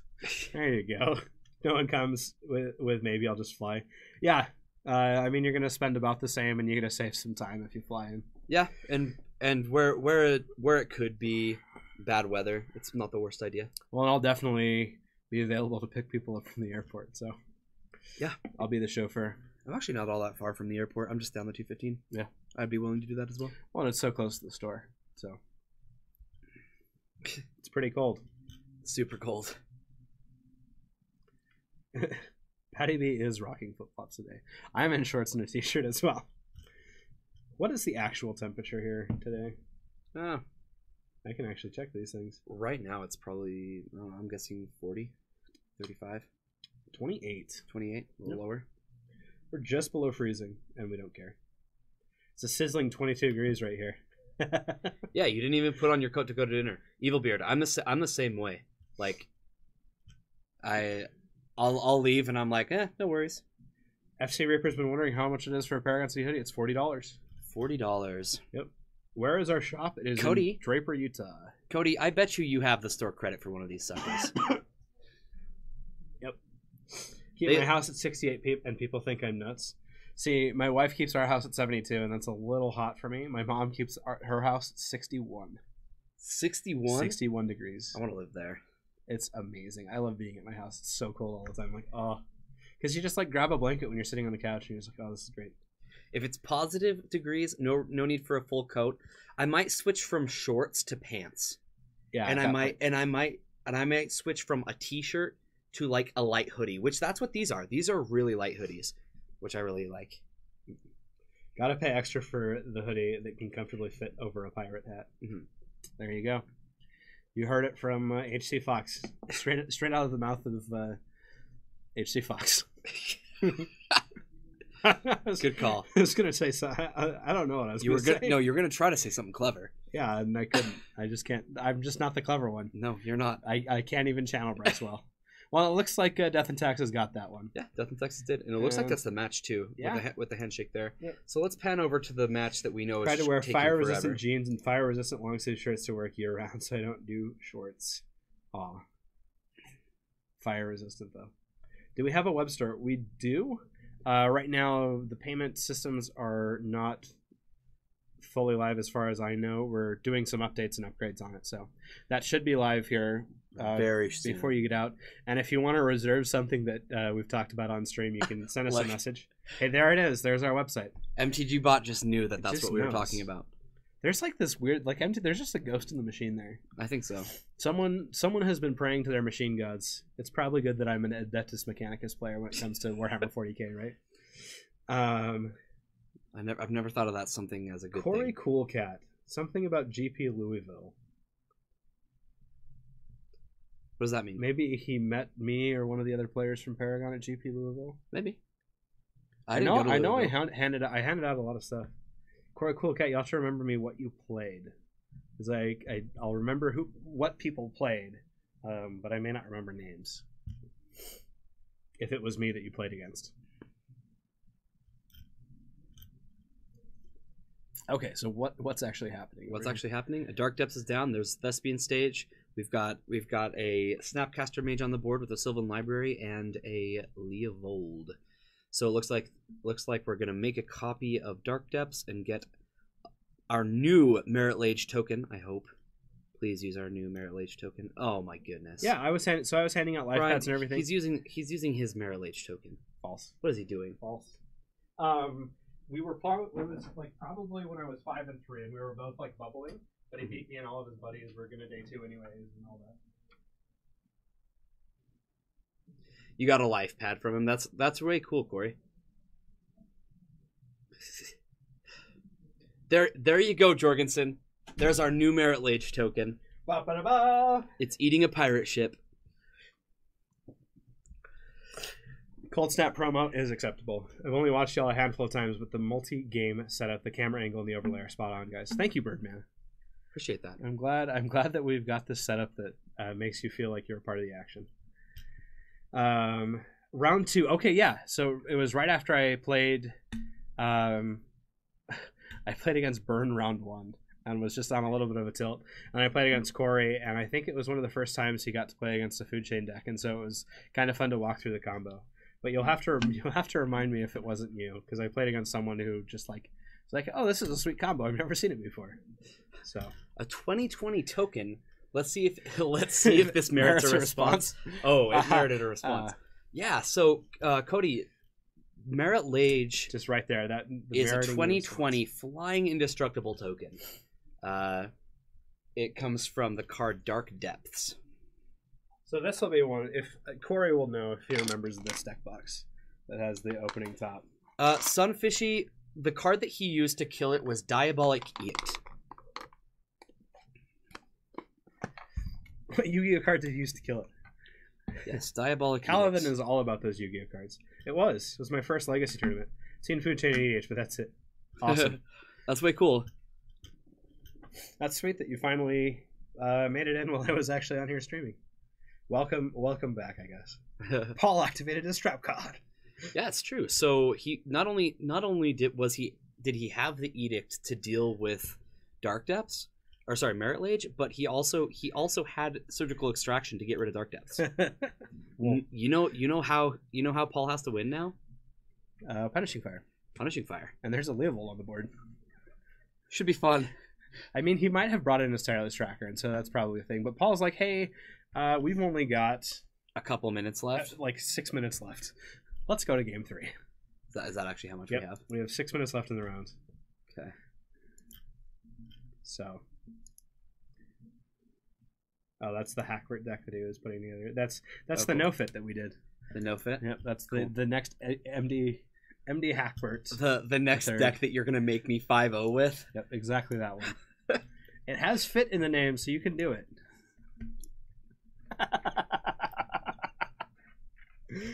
No Fit. And by no, he means natural order, so that thing. So Hackbert, what's kind of happened is Brian has designated himself as the person who finds deck lists to refine, kind of, or just take a deck list, right? Uh-huh. And then his goal is to give them to me, and I have to 5-0 with them. It's a challenge that I'm not entirely sure I'm up to, but Lands of Lotus see. Petal of the Gathering. I don't know what Paul has on the board, but he probably boards a Tracker, Seismic Assault, Crucible Worlds, and maybe drops nodes if he has it. He doesn't. He has a drop. He doesn't have nodes. He doesn't have nodes, but he does have drop in the board. Drop, yeah, he has drop. And he has Seismic and Tracker, so I think all that came in. You wish you had less store credit and more cash from the 1K event you attended this year. Oh, by the way, Siki, yes, send us a list of the sleeves and cards that you want to pick up for the event. We'll let you know. Send it through Facebook. Yeah, just and we'll get it set aside and ready for you. We should have most things in stock. Mm-hmm. Except Volcanic Islands right now and a couple other just random things. I can lend Volcanic Islands. It's true. I have a good amount of legacy stuff. We've got a win con, boys. And where I won't be playing in the event, I'll be casting it. Oh my goodness. So, sorry, he brought up the win con thing. Nothing that you said, but he brought up the win con, and from Ray Miller, one of our Miracles players, he's like, so it's happening. He sent me a storm list. It has 4 Deathrite Shamans in the sideboard because it's a 1-mana win con. If people are like Leyline of Sanctity, you're like Deathrite Shaman. They're like, I didn't know Storm could do that. Yeah, Paul actually tends to stay pretty up to date on lands tech, and he tends to move pretty quickly. Yeah, he's constantly looking for ways to metagame lands better. Can he not whisper at us, guys? I think you can. We got a whisper. We got a whisper earlier from you. This is from yesterday. No, well, we've got a link right there. And are elves good in Legacy? Absolutely. Yes, elves are great. We pretty much decided it's probably World Gorger Cup. No, Please, Hackbird. We're not playing this on MTGO. I'm not playing World Gorger combo. I'm the clicky combo expert, and I say no. Oh, Bryce. Bryce happens to tune in At the end of this, after the second gamble. after the second gamble. Yeah. But, no. but. Losing Crucible hurts. It does. It hurts. Gets you right there in the feels. Mm-hmm. Riftstone Portal to play around Blood Moon is good. Let's see. Yeah, we do have Elves built though, and I played it and I afforded with it today. Mm-hmm. No gamble, no future.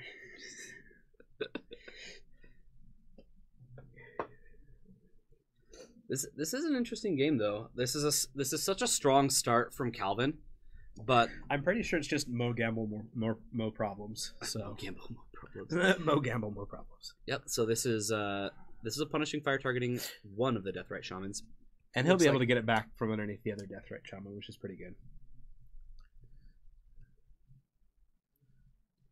Surgical. Yeah. Ooh. Yep. Normally he plays around that pretty well, but I think he's trying to go fast here. Yeah. They don't have a lot of time. They really don't, and I can see how aggressive that was. I mean, they've got a minute before time's going to be called here, or I guess they have 2 minutes before time gets called, but it's coming up. Not sure what deck he'd play at your 1K. Taking Maverick to the 1K this Sunday. Judge. Hey, Romario. What did the Welcome in. judge- Welcome in. I don't know. He just said judge. He said judge. I don't know. What do you need? What do you need? Having Surgical and Deathrite put him in a bind. It really did. It definitely made it so it was harder. But like we said, Paul has to play a little bit looser here to kind of speed it up. Yeah. Calvin should search it. Yeah, Calvin should. They're shortcutting. These two players, they've played against each other so much. They know each other's lists. They know what they're on. Like, I'm sure just to speed it up, Paul's like, I have 3. Here you go. Yeah. Calvin already knows what's in the board, what's going on. They're probably just trying to save time. Romario does have some sweet lists. I've actually watched his stream. One time, I was accidentally ghosting him, and then we played 3 times in the same Legacy League before they fixed it. Oh. So, I was in his stream, I'm like, oh, that's cool, Legacy, and then we get paired up, and I'm like, ugh. Well, I've already seen his hand. Oh, because you didn't I didn't realize. And then I'm like, oh, I should get out of this. That's super unfortunate. Yeah. But I've never actually thought about that with ghosting. It's like you're watching something, and next thing you know, you just like play against somebody, and then you look over and you're like, oh, I didn't put the name together with who I was watching. It was Yeah. really funny. Could have saved the others in his deck by forcing the Deathrite activation, though. You're right. And Romario has definitely played Plug a lot. yeah, A lot of Plug. Cool. It's pretty good. They do know each other's sideboards. They pretty much play every Tuesday, so Yeah. these guys have seen each other's decks quite a bit. yeah. They know each other quite well. So for Siggy, what you should play at our 1K. You should play The Nick's Fit. accidental I have the ghoster. deck already. I already have the deck ready fine. ready for you, Siggy. It's built. You It can has- play Manifest Destiny. We should come up with all the bad decks you shouldn't play. I mean, it's going to be a pretty balanced room. Like, bring something you'd bring to a normal 1K. Like, if you're a brewer and you've got some spicy stuff, do it. But you're going to see Eldrazi, you're going to see Burn, you're going to see lands, you're going to see miracles. Like, it's all going to be here. Yeah. So, if they'll play Nyx, we can get them to play anything. Oh, man. That's not true. That is not true. If I will not play combo decks that are like all in on a combo. Like Star Wars Galaxy That's of not my Heroes style. mobile game. Okay. There we go. and when I say all in on a combo, I'm talking like Charbelcher or Storm or decks that are so linear. I don't know. I feel like the closest I could possibly get to decks like that are the Turbo Depths deck that I've been playing a little bit of. Yeah. Turbo Depths is actually a lot of fun. We should build show and tell. We're close. If Siggy doesn't take Nyx Fit, you might be in, Wes. There we go. Nyx is fun. Sub decks aren't. Fact. We have at least played one deck that wasn't fun. I mean, Popeye Stompy was still fun for a little while. Yeah.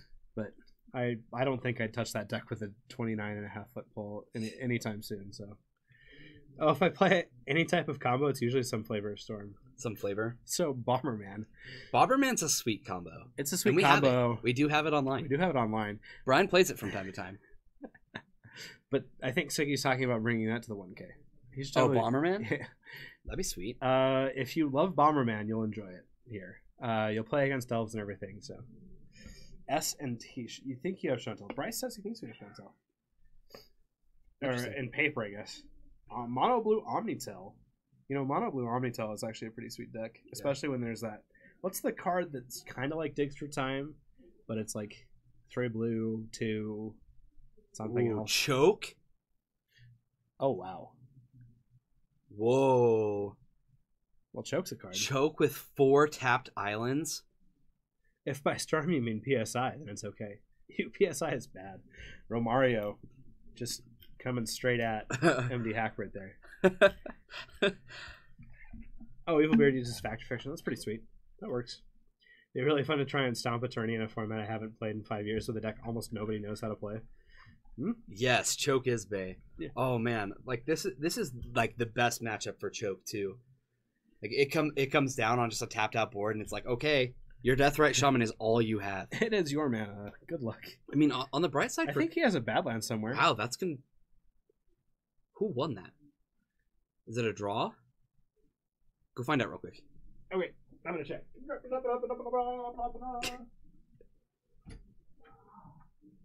Probably should have looked through his deck when he started gold.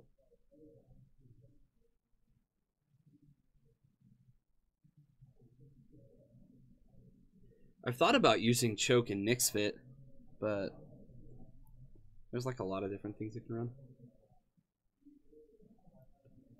Tabernacle would be a win by default. I mean, I guess to an extent, huh?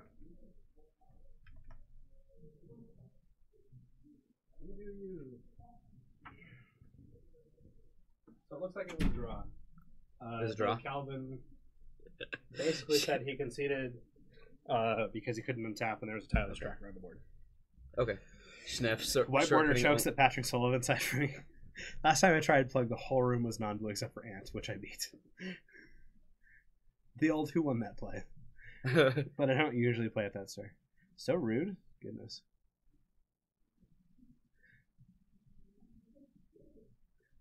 Made deck chokes in my plug list. Probably shouldn't. Sniff was like, you shortcutted, but little did you know I threw in this one of that's going to kill you. We had choke in the sideboard for Nyx Fit for a little while. We have foil collectors out there. We have some. I for one, Siggy, I actually own a mostly foiled cube. So, But the foils you need are like super specific. way specific. The foils I need are incredibly specific. I only need like 20 more. Choke is too cute for most Nyx Fits. Yes, Correct. it is. It's definitely not a card that you're going to see in most of the Yeah, it's pretty good in the Miracles matchup and the 4-color matchup. But that's really it. Contamination. Oh. Whenever your opponent taps a land, they lose a life. Wait, that's not contamination. Isn't that contamination? No, contamination is a black enchantment that you have to sacrifice a creature every upkeep Oh.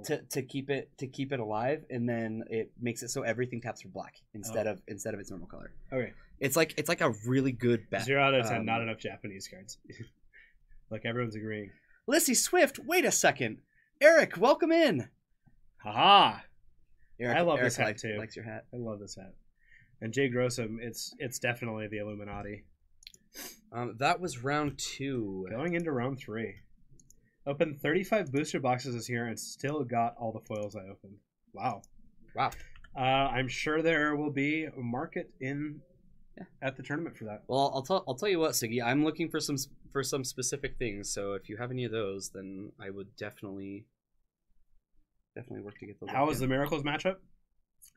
Mediocre. for Nyx Fit? It's okay. Let's just put it this way: it's really good until they have Jace on board. Yep. Like once Jace is on board, your percentage goes from like 50-50 to like way low.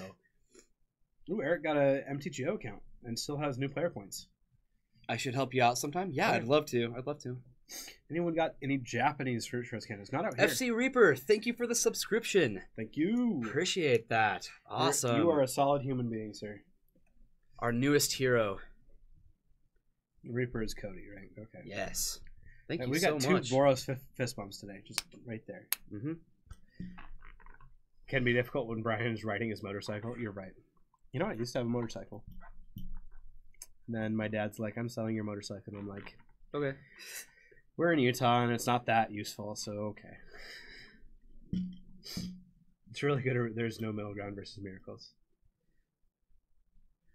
It kind of is that way. Like today, we did a league with Nixfit, and we beat Miracles round 1, and then we lost to like all of our decent matchups. Anthony the Infector, thank you for the follow. The Infector, thank you for So the he follow. probably plays Infect. Appreciate that. Yeah. Thanks for that follow. He said we're apparently right by his grandpa's. And what days do we do Legacy? We do them on Tuesdays and Fridays. Tuesdays and Fridays. Yep. And then And we also do it some Saturdays. I think every other Saturday we do a win-a-box. we were technically supposed to have win-a-box this last Saturday, but we didn't do it for Legacy. Something was going on, wasn't it? Didn't we have like a million events because of Unstable? That's why. That's we why. just didn't announce it. Yeah. Sounds like you need a Singleton Carnage Tyrant on the board for that matchup. No. Crap. Sandworm Convergence, maybe. Or Thrun is probably better. Thrun would be better, yep. Sick fam. Don't get us sick, but that is sick fam. Why are you at 1? What's going on? What? Oh, you forgot to say it. Say what? I gotta know. Is What am I doing? There we go. I'm actually gonna fix this real Why quick. is it like... I don't know. The whole table kind of got tweaked. I'm gonna fix it. Okay, so I understand Utah is the Mormon Entertain stereotype that I'm sure is exaggerated. But is there a dude living out there that has like 15 hot wives? Not that I would know. I don't know any 15 wife families. You don't like my last troll? I mean, maybe not. No, you're plinkoing for sure. It's right there. I'm just not watching you plinko. Chandler's lights are on, Hackbert. Huh. Bryce didn't get his plinko. What? I thought that was you. Bryce is a caster here. He doesn't need special treatment. Well, the plinko just didn't show up. He cheered, but no plinko. I don't know what's going on.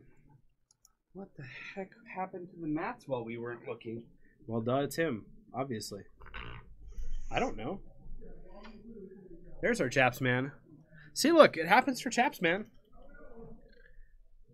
1, 2. Oh, no, just 1. 1 for 5. Good luck. What if someone else named Anthony the Infector? I don't know. I don't know what you do at that point. Round trip flights to Utah are not that bad. We are a central hub for a lot of companies.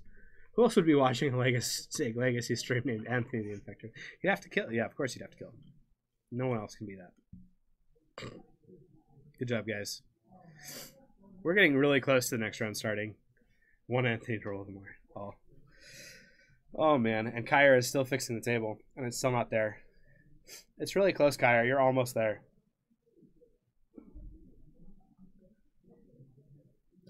But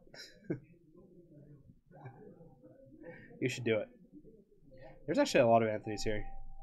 Kyra's like the one that gets the claim to fame with like the unique name. The what? You have the claim to fame with the unique name, and I definitely don't have a unique name. Anthony is talking about getting the other 5 Anthonys out to legacy tournaments down in Arizona. Oh, that'd be sweet. Just an Anthony get together, yeah. See, Siggy Stardust just has to skip a box of Modern Masters to get out to Utah. See, what you do, Siggy, is you come out to Utah, play the 1K, win the 1K, and then buy your Modern Masters that way. Clue, Bird, or Merfolk next. Ooh, I say Clue. the birds. We're gonna have the birds eventually. The Okay, birds Brian? or the warps? Yeah, I know. Clue. Do the clue. Do the clue. I agree. We don't need a Dovescape. Wes's token right cousin is in a polygamous family. Her husband is monogamous, but his dad has 3 wives. The Pickens are slim on both sides of those communities. That makes sense. Now. Whoa, what the heck are we talking about? They asked if Utah, if there's a man that has 15 hot AF wives. I have no idea. American Fork is I like an don't okay think- place. I don't think that's too relevant to what we're doing. Hackbert's asking if we have a blue-eyed bird. We do not have a. We have a blue-eyed bird, but it's for Swansong. No, that's just a blue one. It's a bluebird for Swansong. We've talked to Leah about getting a blue-white bird for. See, of course you love my logic because I'm right. Brian's always right, except for when he's wrong, which is all the time. What? Anthony's gonna go and make all the and say, find your local Anthony and make them change their name. Those don't exist yet. Merfolk. There you go. Jeff and Josh and Ian and Gabe. Well, it looks like Ian's on this table right here. I kind of want to watch Ian and Gabe because I know that Ian's on burn. We can just pan over to the Jeff and Josh one later. Yeah. So that is this one. No. That hand is wrong. This is Jeff Josh. Is it? Yeah. Is this Ian then? Is whose hand with the ring? Is that Josh with the? No, this is Gabe. Is that Gabe? Yeah, this is Gabe. Okay. Yeah. Yep. Ian's on the other side. Makes sense. Merfolk. So Halfbird, Gabe, you want me to outbird you again? Let's see. Random internet legacy player travels 1,700 miles to win it all just to buy a box of Modern Masters. I can see the headline now. So Gabe is usually playing Reanimator, and then Ian's on burn. Ian is on burn. This is gonna be a fun match. So Ian's actually my roommate. He has some spicy taste in Legacy. Like he was the resident. I know he's playing burn right now, but that's because he had to sell his collection. Yeah, he was the resident painter player for a long time. Mm-hmm. And then what else has he done? He had Vial Smasher for a while. He's done some really interesting. He had Tesserator. No, this isn't Mono Red Storm. It's just burn. That would be sweet. I'll be right back. This stand is going to be Brian for a moment. That works. So Brian's just under the table for some reason. says this stand. Alright, looks like we're starting things off with an Ancient Tomb. This is not Reanimator. Usually it's on Reanimator. Sneak and show. Looks like a sneak and show. I'll change it if I see... Oh, yep, definitely sneak and show. Alright, Goblin Guide comes down. Attacks for 2. Reveals show and tell.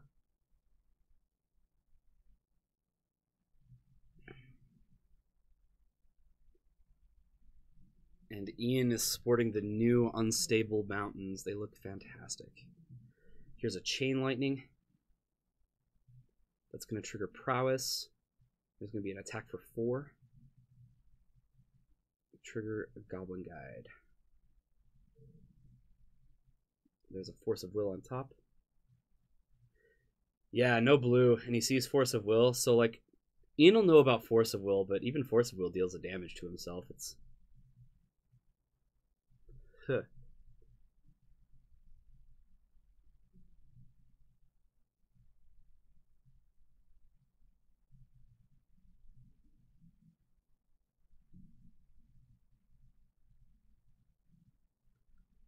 Alright, here's an attack for 3. It's a Flooded Strand. That's going to give some blue mana to Gabe.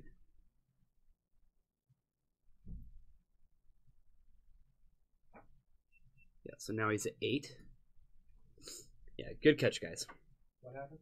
It looks like they knew their life total. They just forgot to hit it down with the last one. Well, that is show and tell right there. Let's see. Now 8. What's gonna 4-0? I don't know. What is gonna 4-0, guys? Oh, I think we're talking about Infect versus Little Green Men.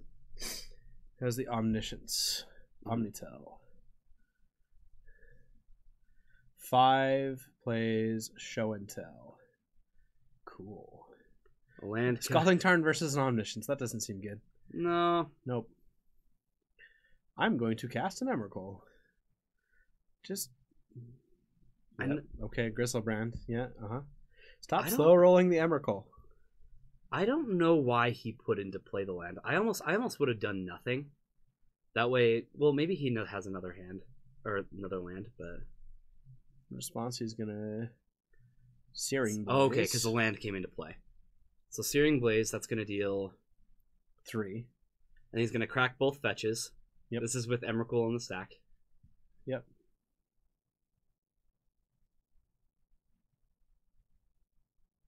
So he's gonna cast Flusterstorm on Searing Blaze.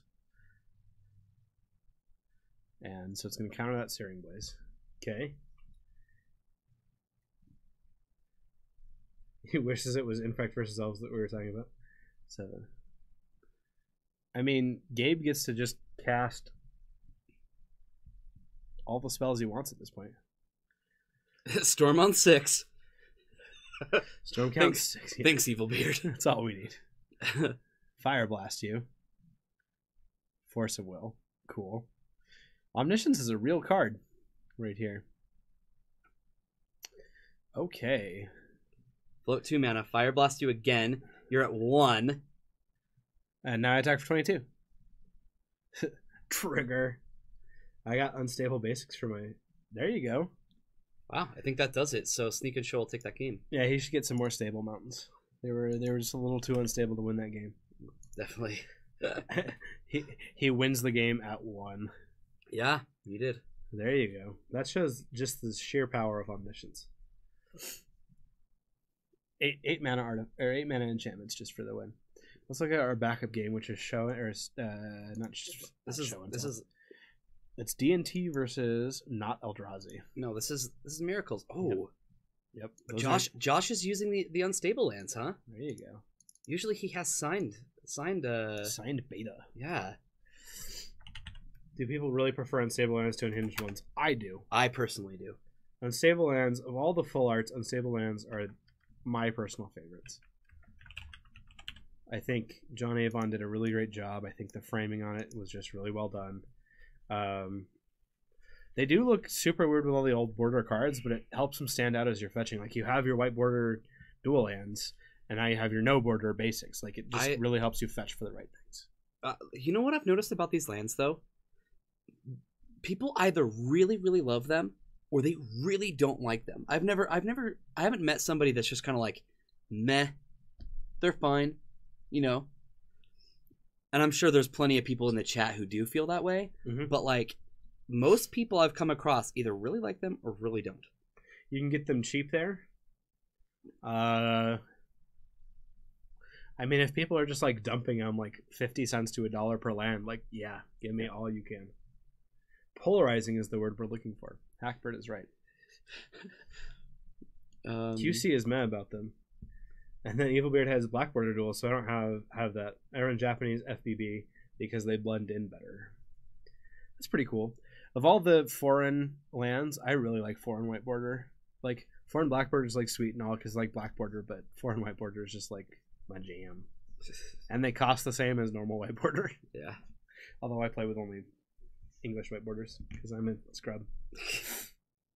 Apparently. No, I think they look great though. These lands look super good.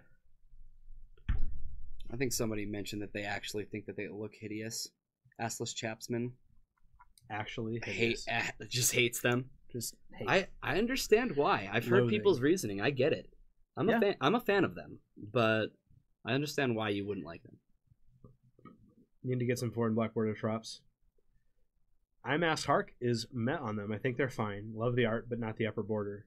Okay, yeah, I've heard that too. I've heard that as well. With the mountain and plains, especially, people really don't like that. Look, Josh is playing red. Yeah, Josh is playing red. That's odd. He's building a new deck for the day. He doesn't usually play red in his miracle decks. QC likes having border. Okay, I like can them. understand that. I mean, I play Tychus mainly, and I got them for like $3 pair. It's not like I ball super hard. It's okay. They're gorgeous card dividers. Only Leo would say that they're gorgeous card dividers. Yeah, a guy opened 2K so unstable and is unloading the lands. Yeah, sweet. We'll pick them up. Florida in general I don't like. I like as much brown as possible. My go-to are 8-pack. I'm with you there, Assless Chapsman. I like the APAC lands much more than these, but those are kind of on a level of their own in my opinion. They are so gorgeous. I agree, MD. I wish it was more uniform across. I wish they would have matched the top border to the lands a little bit better on the other three, but I'm still fine. Bryce, card fighters. They should be actually borderless. Look at the plains border. Yeah. I don't know. I kind of like the one on the plains, but I'm not sure. All right, we got a force pitch force. I like the This is- island. this I is like the gonna style make- of the island a lot better. It's gonna make a Hey, monk look, token and there is a Leah monk token. and a Source of Plowshares is gonna take care of Monastery Mentor, but not before a monk got on the board. There we go. 20 turn clock coming up. Man, if I could Maybe get the even German faster. Euro Forest in actual foreign language. Well, Yeah. if only. No words, no lines, just art in that dot. You don't like textless cards, Benjamin. I'm with you. I actually am not a huge fan of foreign cards either. Depending, actually, I like to be able to read what the card says. Two Taiwan Swamps signed by Ron Spears. That is like a gem of a collection that you just never, they never disappear. Even if you sell your whole collection, you're like, I'm keeping these and framing them. You know, speaking of APAC lands, though, D&T with the Holland plains, that's where it should be all the time. That's the one with the tulips and the windmill, right? Mm-hmm. Solid. Yes, Death and That's where it Taxes. should If you play Death and Taxes, you've been warned. Sunflowers all Sunflowers. day. Is it? You like the sunflowers one better? I personally like the Holland one, Sunflowers? but I like the sunflower one a lot. FBB Lightning Bolt signed by Chris Rush the week before it. Nice. Well done. I have FBB Chinese. It should be Lightning Danish Bolts. plains. Why do you say that, Romario? Isn't it a Holland plains? No, I think he just says it should be Danish plains. I think he's refuting both of your arguments Oh, okay. and saying Danish plains, master of all the plains. German black border bolts, but they aren't damaged by Chris. Nah. D&T old border, white border, new border, white border, old border, black border. Well, if you found after a draft, it's the way to go. Got it. Kyle wants to read that bolt does 3 damage, three to his face. See, and that's what I'm saying, Jesse. Is when I said like depending, it's not cards that are like obvious. Romario, most good Death and Taxes players are from Denmark, so they have to be the Danish plains. Oh, gotcha. There you go. Oh, look, there's a Sanctum Prelate. What? Where? I don't see it. I don't. I think it got bounced by Jace. What do you think? I think that's what happened. Mark Bond Thomas. You're right, actually. There's the Euro Legacy players, we don't talk about them a ton on our stream. No. But for Legacy content in the world, really, if you want some of the best stuff, that's where you go. You get Julian and you get those guys, and there's some outstanding decks coming out of the MKMs every year. We have a local guy who whiteboarded his entire Enchantress deck. Like whiteboarded altars. Oh. This guy likes whiteboarders. I do. I'm not that guy. Then again, I'm one of those evil people that everybody hates because I love every card. I love it when the cards in my deck mismatch. Whiteboard. Oh, Jesse, no worries. I'm aware. Not a problem. Getting ready for MKM Frankfurt next month. Good luck. What are you planning to take out to Frankfurt? Because I know you're going to play against Elves, Death and Taxes, Miracles, and Show and Tell. Like that's the meta up there, right? See, I used to mismatch basics. Kyra mismatches everything. No, I mismatch everything. Literal everything. Like if you saw my Jund deck, there are people who look through it and are tempted to throw it across the room. And in my opinion, it's just beautiful. Death and Taxes or Red Blue Delver. Death and Taxes, I think, is in a pretty rough place in the overall meta. Overall, yeah. Because Show and Tell has gained a lot of prevalence, and it actually has a lot of answers to Death and Taxes now. Gotta peace out to make dinner. Well, Hackbert, thank you so much for joining us. I'm sure we'll see you on on our future streams. So thank you for joining us. Yeah, I'll probably be here tomorrow to watch me mess up in Legacy. Definitely, Good luck. Bryce and Unmatched Tarmogoyfs, one of each printing. I do. I approve. Actually, that is my Tarmogoyfs, and my M15 one I think is foil.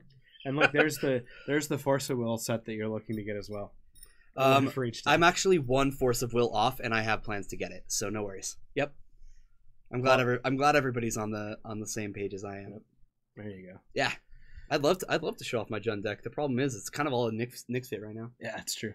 A lot of it's pieced out. Like all my fetches are So I feel mismatched. like this game my is abrupt pretty much decays are over. mismatched. My Lilianas There are we like go. summer. Miracles gets game one over here. Yeah, all of it. I don't know. Now let's head back to the. My Bloodbraid Elves are mismatched. Always match. So- Never. Who? I'm not. Never. Josh won. 12. It's 12-0. Josh never. It's just like his. Well, it looks like they're shuffling up, so Burn probably got that one. Yeah, let's chime back in here for game 3. I like that. Because we'll definitely. Iron Solomon plays Magic. Jordan Isaka has a white border lands. Yeah, he does. You haven't seen white border until you've seen white border Snapcasters and Scalding Tarns. I saw a white border black-white Bomberman deck at GP Louisville, and that was pretty hilarious. You know one thing I just love about Legacy though is people have all these different preferences, and they just go crazy on them. Oh yeah, and like none of them bother me either. Like you want to whiteboard your deck? In my mind, I'm just like, do it. You know, it's a lot of fun to watch Jordan Isaka play in real life too. for sure. Anyways, But yeah. other people they find a specific art for each of their cards, and they're like, yep, I want them all matching, or I want them all signed, or whatever. And like every deck I look through, I love seeing what the way that people prefer to have their deck, because I like it all. Yeah. People look at my deck, and some people are like, no way, you have it all mismatched, and they think it's so cool. And then other people look at it and they're like, what are you doing? You are not allowed to have this garbage. And I'm just like, give it back before you hurt it.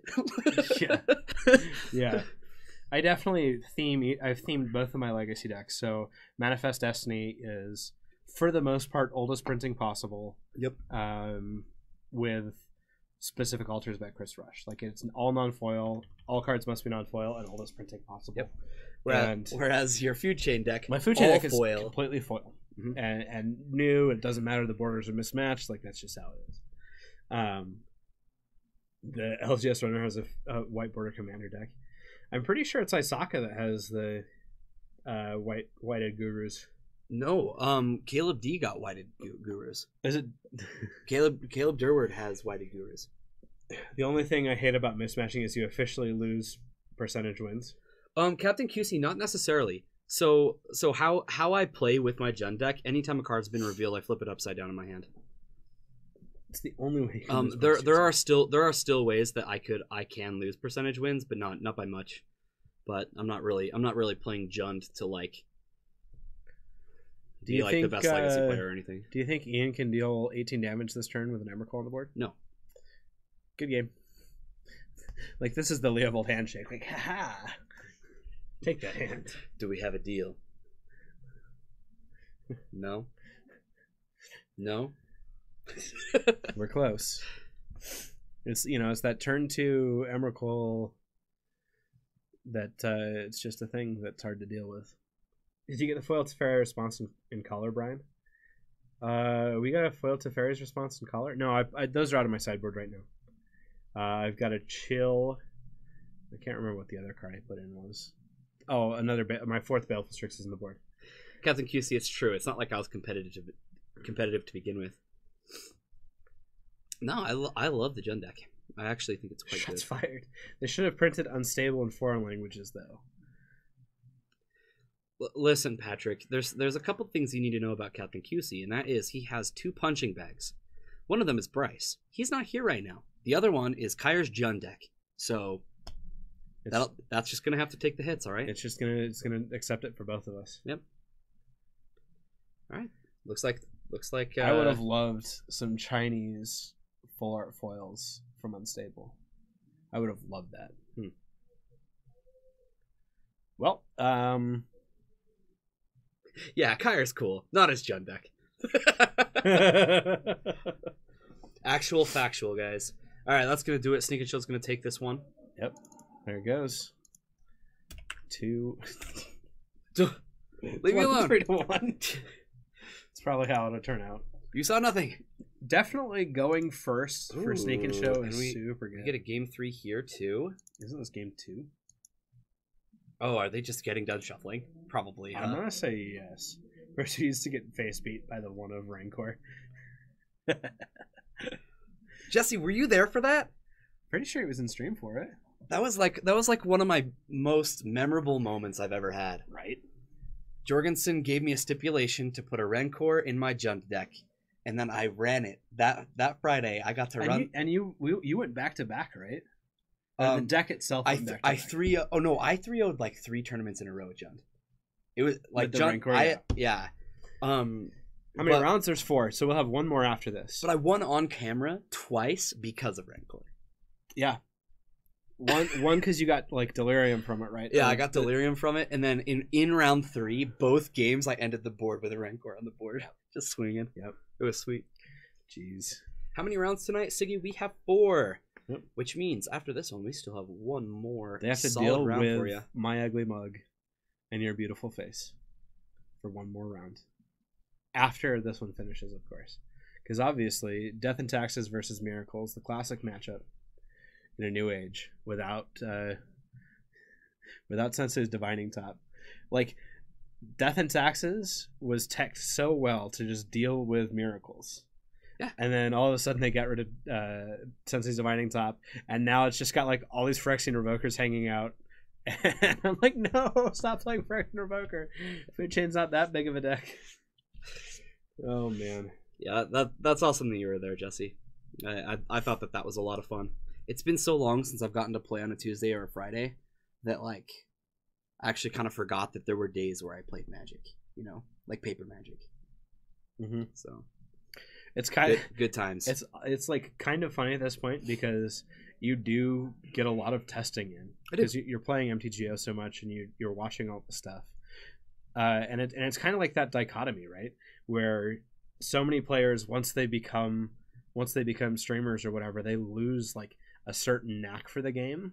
But if you're like doing both streaming and MTGO and like commentary, all these things, I think it actually improves when you come back each time to the game. And so I'm really excited for Santa Clara because I'm gonna have just a machine on Jund in Modern, even though he's like the legacy specialist. Well, that's what's so funny though is like you were like, Kyre, you're going to Portland, you're playing Standard, and I just looked at you like, okay, Standard, what's that? Like, wait, what? Like what's Standard? What's this thing? And you're like, so get prepared. And I'm like, okay. You speak new language. Like I prepared for like a week ish. No, it was like 2 weeks or so. I only ran 1 league with the deck that I played. That's true. I only ran 1 league. No, you're right. It's probably a week. I went 9-5-1, and then we did the team event, and I didn't drop a match till semifinals. That was pretty good. Yeah. Yeah, neither did I. I didn't drop a match until the semifinals. Yeah, you didn't either. We lost. But that's exactly when we lost the tournament. Yeah, it was funny.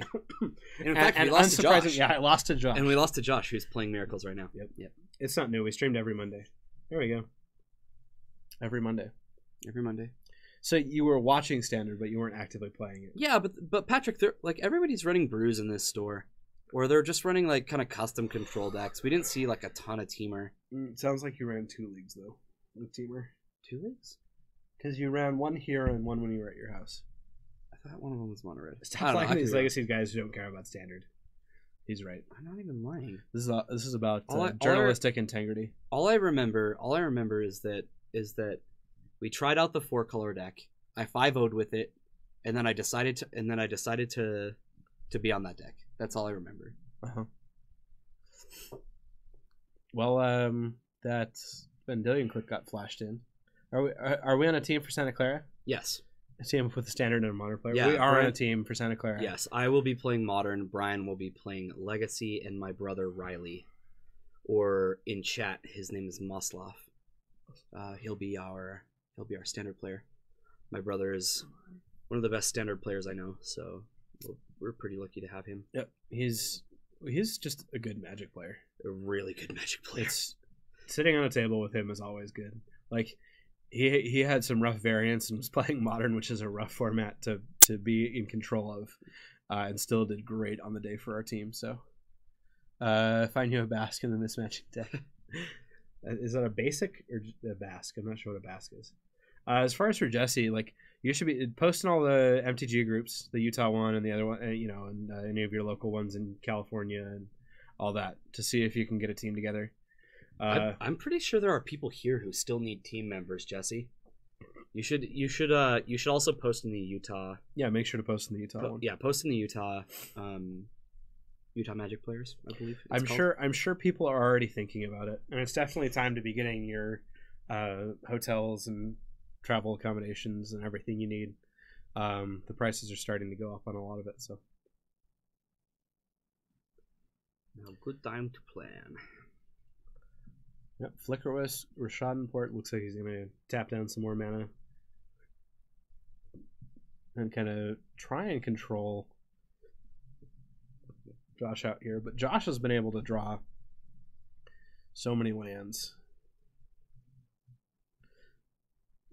I don't know why Josh didn't just fetch. Maybe he really wanted that. He's probably in a position where like he has more lands in hand.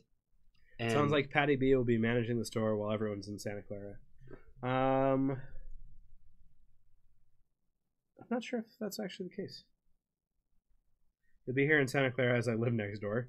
Posted a few places and haven't been able to lock in a team. Yeah, post here in Utah and see if you can get people to.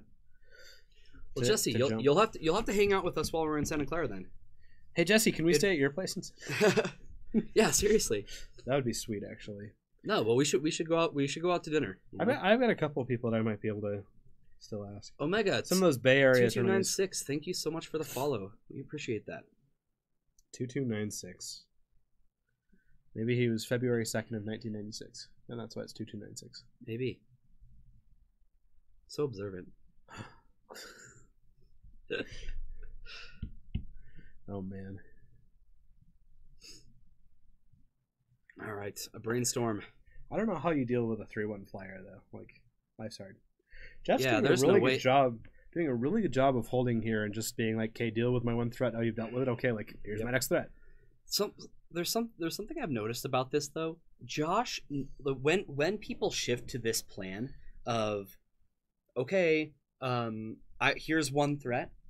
I've never seen somebody play so well against people doing that. Josh knows what people are doing. Mm-hmm. He's like, okay, if you're gonna play that way, then I have a plan too, and he shifts into a very, very slow plan, and he will grind you out, and he will win. He's pretty good at it. Yep. So he's gonna predict, name Terminus, throw Terminus away, draw Terminus. Yep. Siggy, you're gonna be in Santa Clara. Sweet. Well, so I hope you're planning on. If you're already coming out to Utah, like I hope you're planning on just going from here to Santa Clara, because that's probably the next easiest. weekend, isn't it? It's the very next weekend. Yeah. But if you've already come out for the 1K and then go out to Santa Clara for the next weekend. Yeah, I mean he's potentially already booked plane tickets, so it's like here, back, and then back out to Santa Clara. Wow. But we'll definitely all have to hang out. Like, yeah, that'd be great. I'm hoping that it's a big thing for everyone. All right, a counterbalance. Looks like Josh got his signed counterbalances finally. There you go. I know he's a guy who's been waiting by his mailbox for stuff like this, He really appreciates the artists. He really does. And I feel the same way. I love getting I love meeting the artists, at GPs and seeing the work that they're doing. I think art is just an amazing thing. A skill I wish I had. Certainly. Like my artistry is in building people up. Like that's how I can be artistic. I'm really good at just kind of like being a guy that's around for people. See, my artistry, I sing. Yep. I'm a singer. I definitely took singing lessons, but I'm not that great of a singer. I gave that up. But Kyra's actually pretty solid. He had a little group while we were in high school that was super solid, but we never got to hear you perform anywhere. Nah. regardless. Is Josh playing Soothsaying? Yeah, Josh has played Soothsaying. I'm not sure if it's in this one though. Every single week he plays in all of our legacy events. He's always playing Miracles. Every single time he plays this deck, he switches something up. Sometimes he plays Soothsaying, sometimes he doesn't. Sometimes he plays Counterbalance, sometimes he doesn't. Sometimes he's playing with his win con is Jason Gideon, sometimes it's Baneslayer. You know, like he sometimes it has mentors, sometimes it doesn't. There's a ton of different ways he likes to play this deck, and he changes it up a lot because we were talking about this the other day. He's like, you know what I love about this legacy environment is I can never leave my deck stale. Like I have to be changing things to be ready for a different meta every time because different people will show up, and people will bring different decks. Like most people here have multiple decks, and so he has to be ready. And so if, he's a master at his deck. Yeah, he is. But he's a master of deck building the deck as well, and so he's always changing it and updating it. So yeah, I think it's really awesome.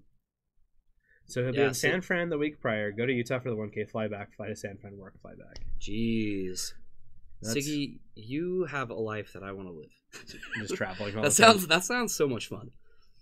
Traveling all the time it just wears on you. I did the GP grind. Do you remember back in 2014 or so when I was doing the GP grind? Yeah, you really enjoyed that. Oh, I mean, I did, but it took a lot out of you. Yeah, I mean, the week after I'd go back to school, and that was when I got some of the worst grades I ever got. You're right. Just because I wasn't focused on anything.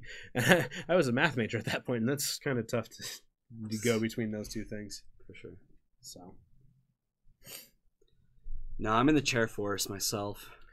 The chair force, he's just grinding away playing MTGO every day.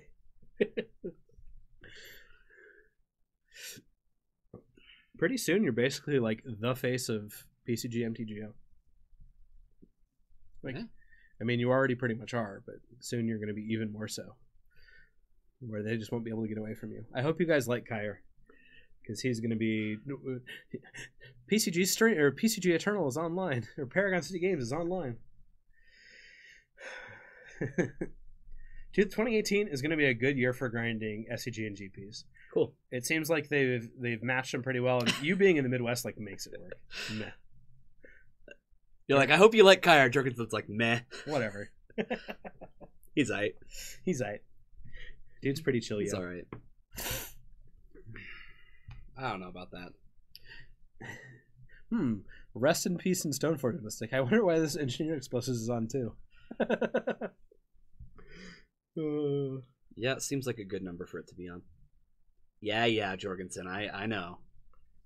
He's gonna get you. Now that he said that, I'm like, yeah, next time I'm down in the Gilbert area, we'll hang out. And here he's going, yeah, totally. You're so right. I'm not gonna be out of town or have broken anything. Oh, so much fun. I'm sorry I can't. I'm rescuing.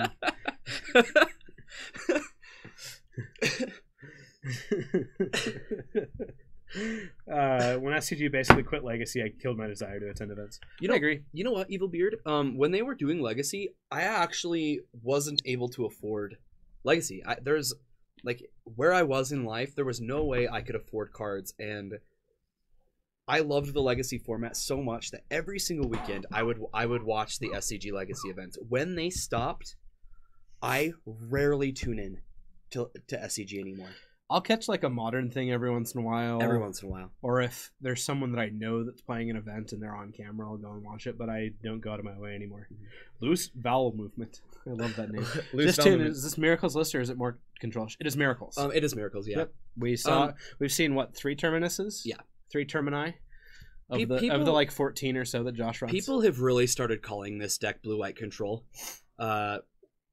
It does have Terminus in it, but Josh isn't one that runs in Treat, so it's just kind of, it's not really a Miracles deck anymore. It really is a control deck. It does have Terminus, but it's not really like doing the whole Miracles song and dance. It's not really the win con anymore.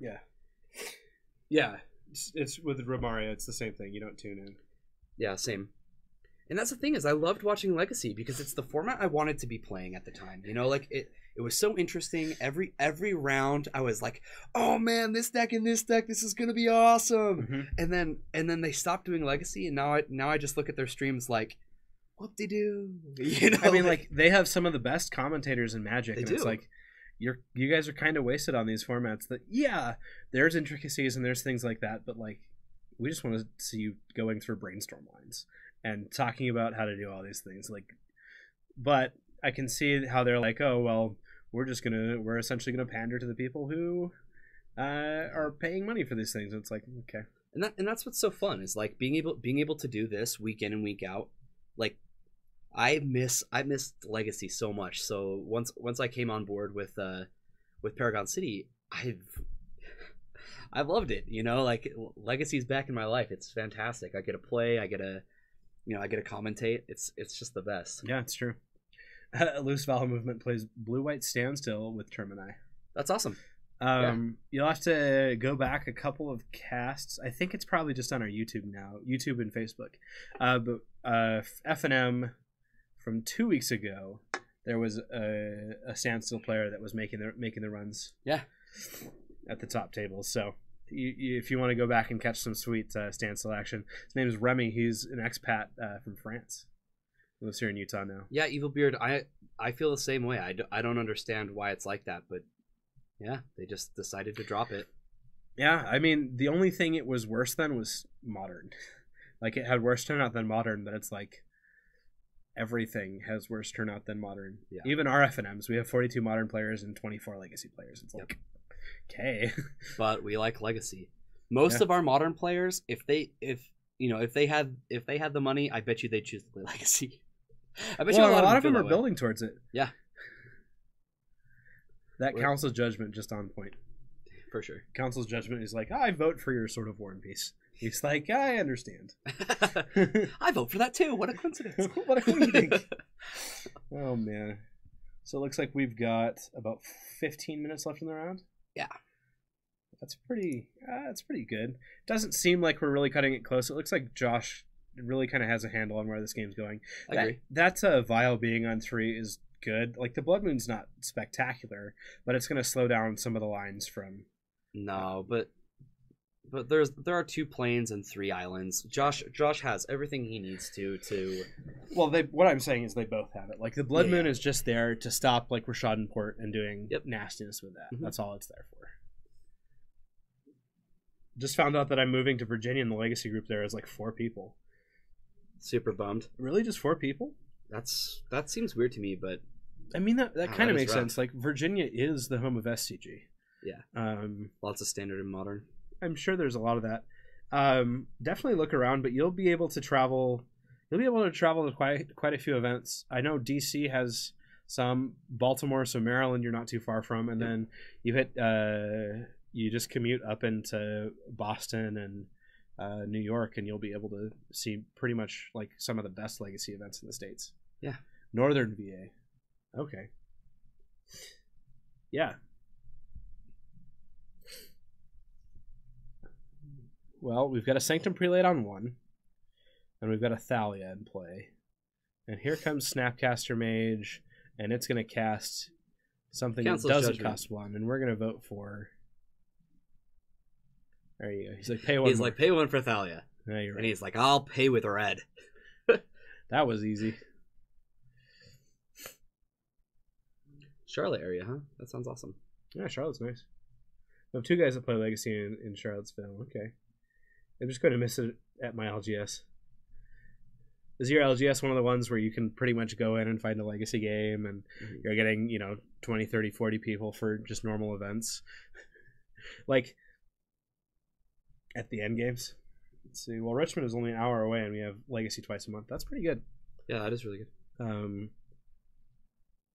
I mean, Card Kingdom plays Legacy twice a week. We play Legacy twice a week. We do. Their Legacy, their Monday night's like 70 people or whatever, and you're just like, okay. At the end game's cool. Well, there's Monastery Mentor. That seems pretty good. Hey, look, Swords to Plowshares. Yeah, he paid 2 for it. We got a monk. He's like, I want a monk. And he's like, I'm gonna Flicker flash in Wisp. this Flicker Wisp thing and try to save my Thalia. It looks like he's gonna do it. I think so. And I think Josh is okay with that. I think he's okay with it as well. I think you let it resolve when you hit this predict. Oh, Oh, on the Blood Moon? yeah. So he flips the Blood Moon so that he can just Caracas back his Thalia. And now we're gonna go to tap that. I mean, obviously Josh is gonna fetch in response. What is this? Oh, this is the Japanese Land's Hand from Evil Beard. That looks pretty beautiful right there. Dope. It really does. I'm glad you shared it with us. We can see it. It's right there, on just floating right over these plains. Yeah. There's Gamble for where's what's his face? Bryce. Where's Bryce? 10 minutes left in the round. I just heard that timer go off. Mm-hmm. Okay.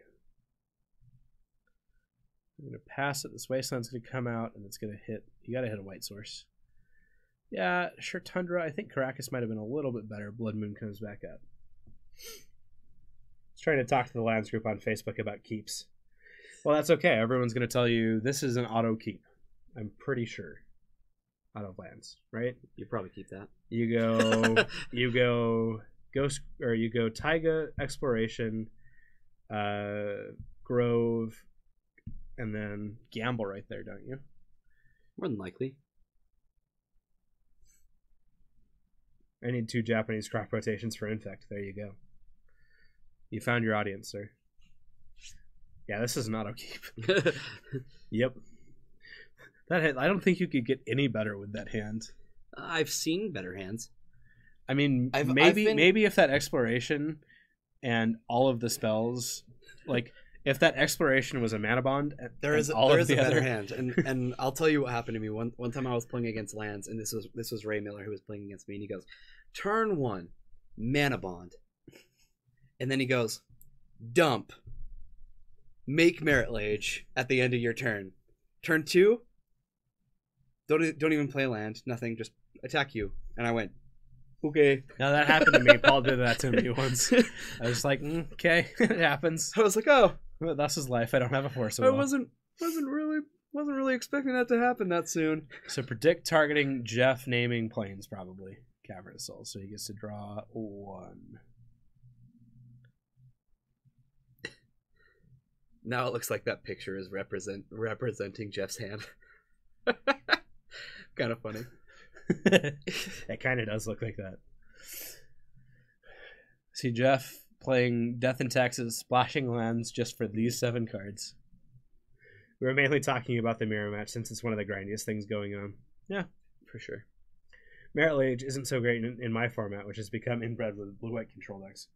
Your opponent's just like an turn brainstorm terminus you. You're like, okay, All right. Merit Lage isn't so. Let's see. I'm trying to next level the meta now. how do you next level against blue-white control decks? What do you think beats blue-white control decks consistently enough? Jund. Yeah. I don't lose to miracles very much with Jund. There you go. So bring all your Thoughtseizes, Inquisitions, and Cabal Therapies.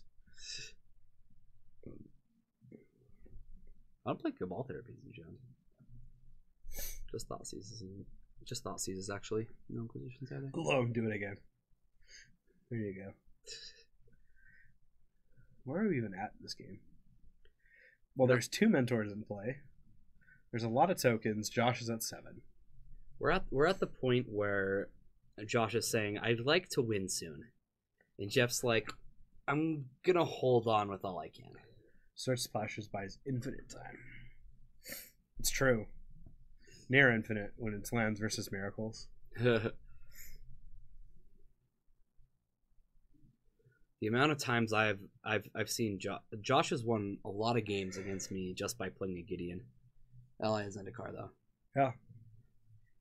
It's like the only thing that I had a hard time killing. Tabernacle is pretty good against the mentor plan.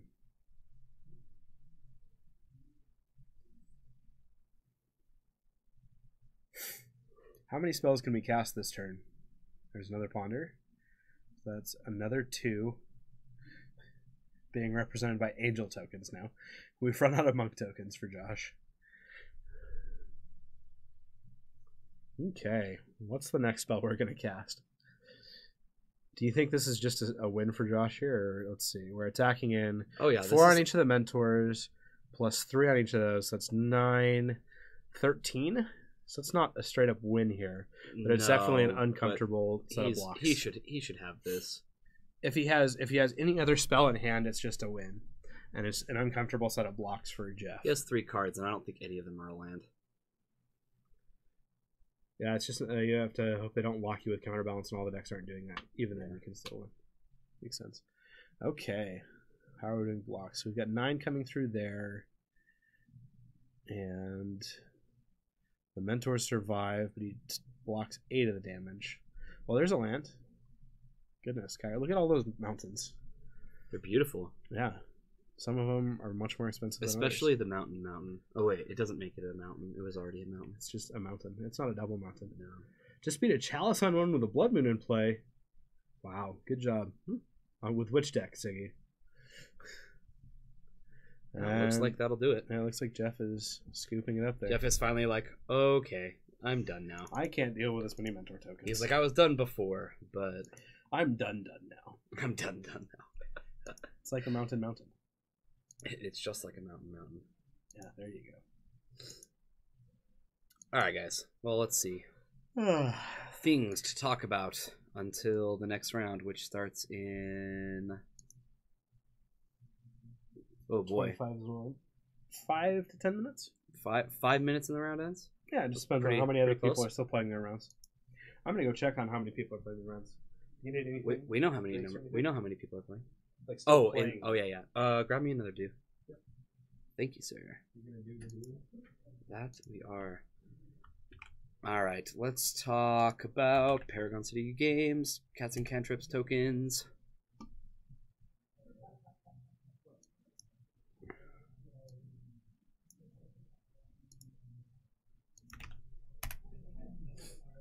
Get this all pulled up for you guys.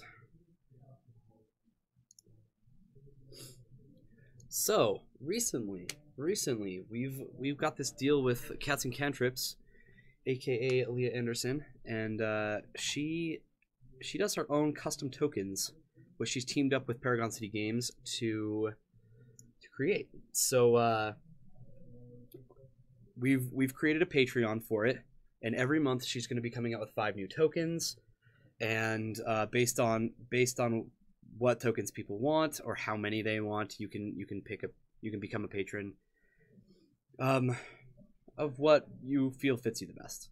But we've got the 5 for December, so we've got the White Vampire with lifelink, the Servo,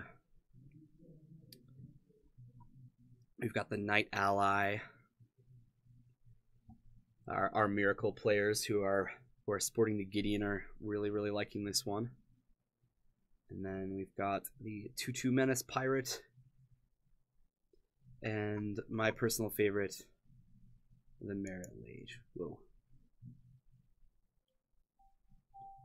This one's definitely my favorite so far. Actually, that's probably a lie. I think I still like the red elemental tokens the most. But yeah, so if you are just in love with these tokens, which I'm sure there has to be some people, because I am, you can become a patron, and you can also go to her page to buy them as well, or our page actually. But here, let me link you her page.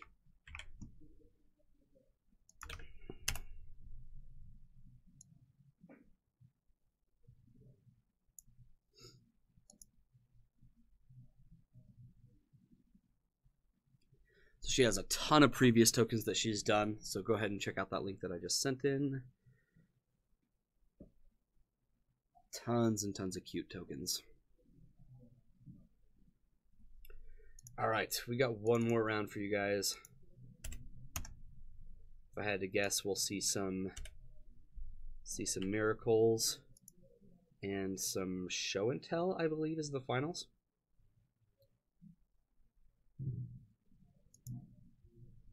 Overall, I think Miracles will have a pretty good matchup there. Or at least it can.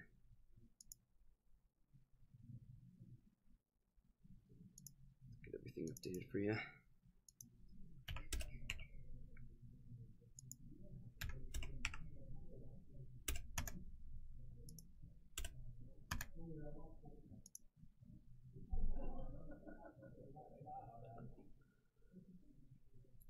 And I'll do a quick reminder since it looks like a lot more people are in the chat than earlier. So we have a charity event coming up this Saturday. It will be a modern event. Brian and I will be casting for that event. And one match. One more match. They have 1 minute in the round, so they're closing up. It's Corey and Dominique, so it's like Blue Red Delver versus Grixis Delver. Yeah. So it should finish up quickly. We have 19 players today. Oh, we had 20. Oh, one person dropped. Yeah. How dare they? We had 20. It's pretty good. Yeah, it is. Oh, I forgot to do. Wow. I got distracted. Wow. I'm so sorry. Can you pull the Ruby side up a little bit too? Ruby side up. Ruby side up.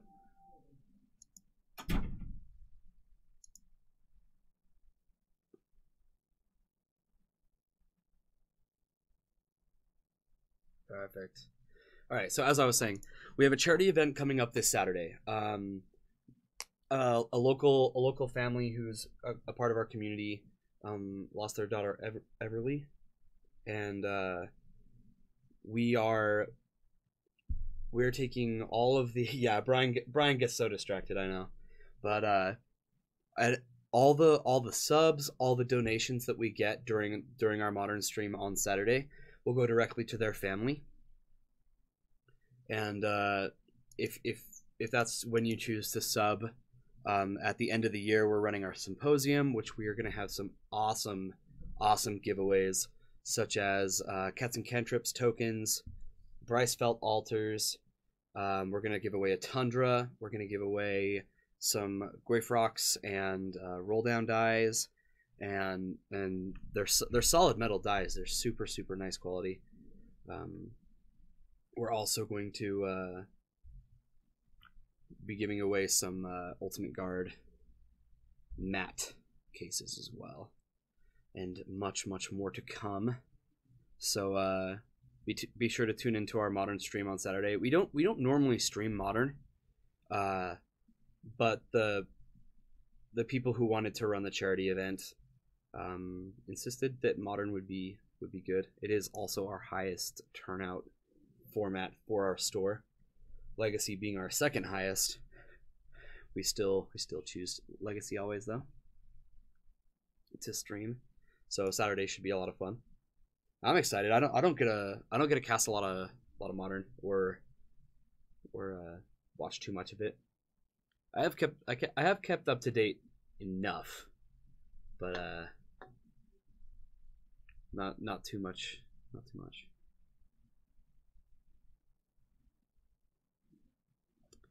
Do I have any of those tokens? I have tons of those tokens. So Romario, I have a cube. So here, actually, let me pull it up so I can tell you all the ones I do have. I have so many. Let me see.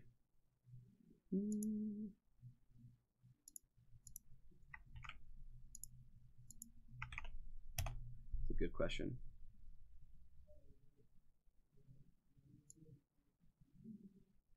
Can show on stream. Oh, yeah. Here, just a moment.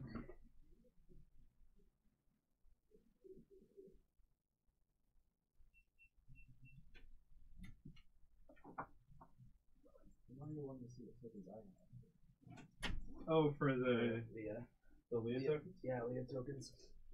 How dare he ask So I've got things this. from us? I've got this little binder for my cube, and it's literally just tokens. So I've got.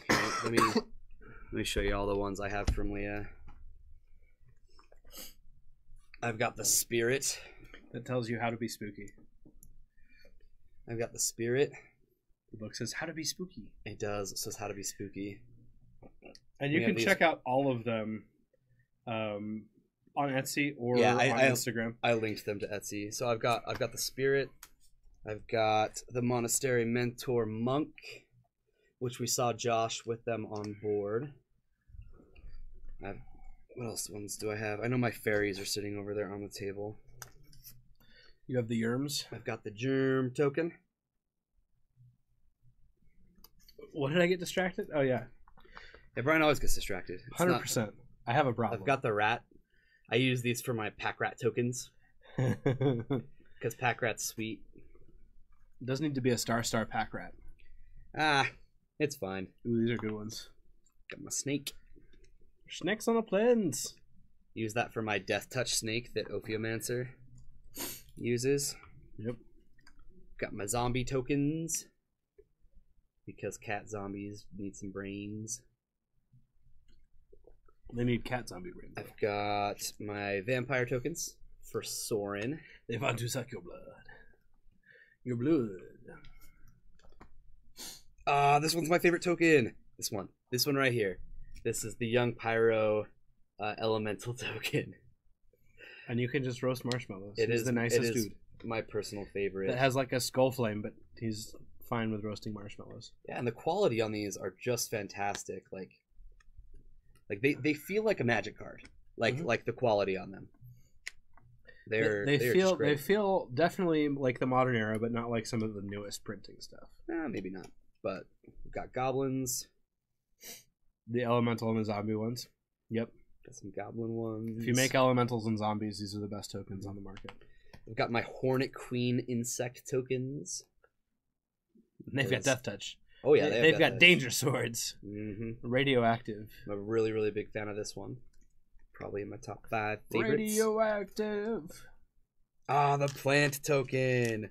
Gotta have my Avenger Zendikar plant tokens. You can just give your opponent the boot with that one. Got him. Yeah, you did. Yes. My Thopter token, also one of my favorites. That and the servo tokens, I really love. I really love these. Love those. He was lolling at the boot. The boot, yeah. It's all a boot that. Yeah, I've got my voice of Resurgence Elemental. Let me grab one of the Merit Lage ones. Show more closely. Yeah, I love the Merit Lage one, Romario. It is one of my favorites. So those are all the ones I have for my cube, except for I think I pulled a couple out for the Nyx Fit deck. I have the Pixie Wolves in my Nyx Fit deck. I have the Spirits for Lingering Souls. I have the I think I have the zombies, or maybe no.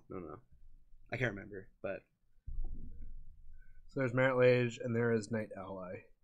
Yeah, I showed them off on the Patreon. But that's what's so cool. Something I didn't mention about the Patreon, everybody, and Romario, if you're interested in these tokens, for the $15 one, you get 3. Here, let me actually just show you, since I still have it up.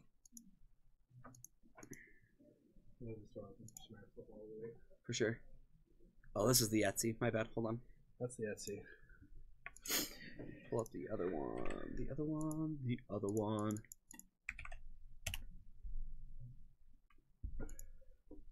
So on the Patreon, right here on the side, it shows you like the price and what you get. The $5, you get one of each. You get one of each of the 5 new tokens. So that values them at about $1 a piece. Mm-hmm. And then the Ultimate Sidekick is $10. You get 2 of each token, plus you get 2 random tokens from a previous month. But this is where you really start getting some value, because you get 3 of each. You get 3 random tokens for a previous month, and then you get to submit an idea to Leah of what token you want to get done.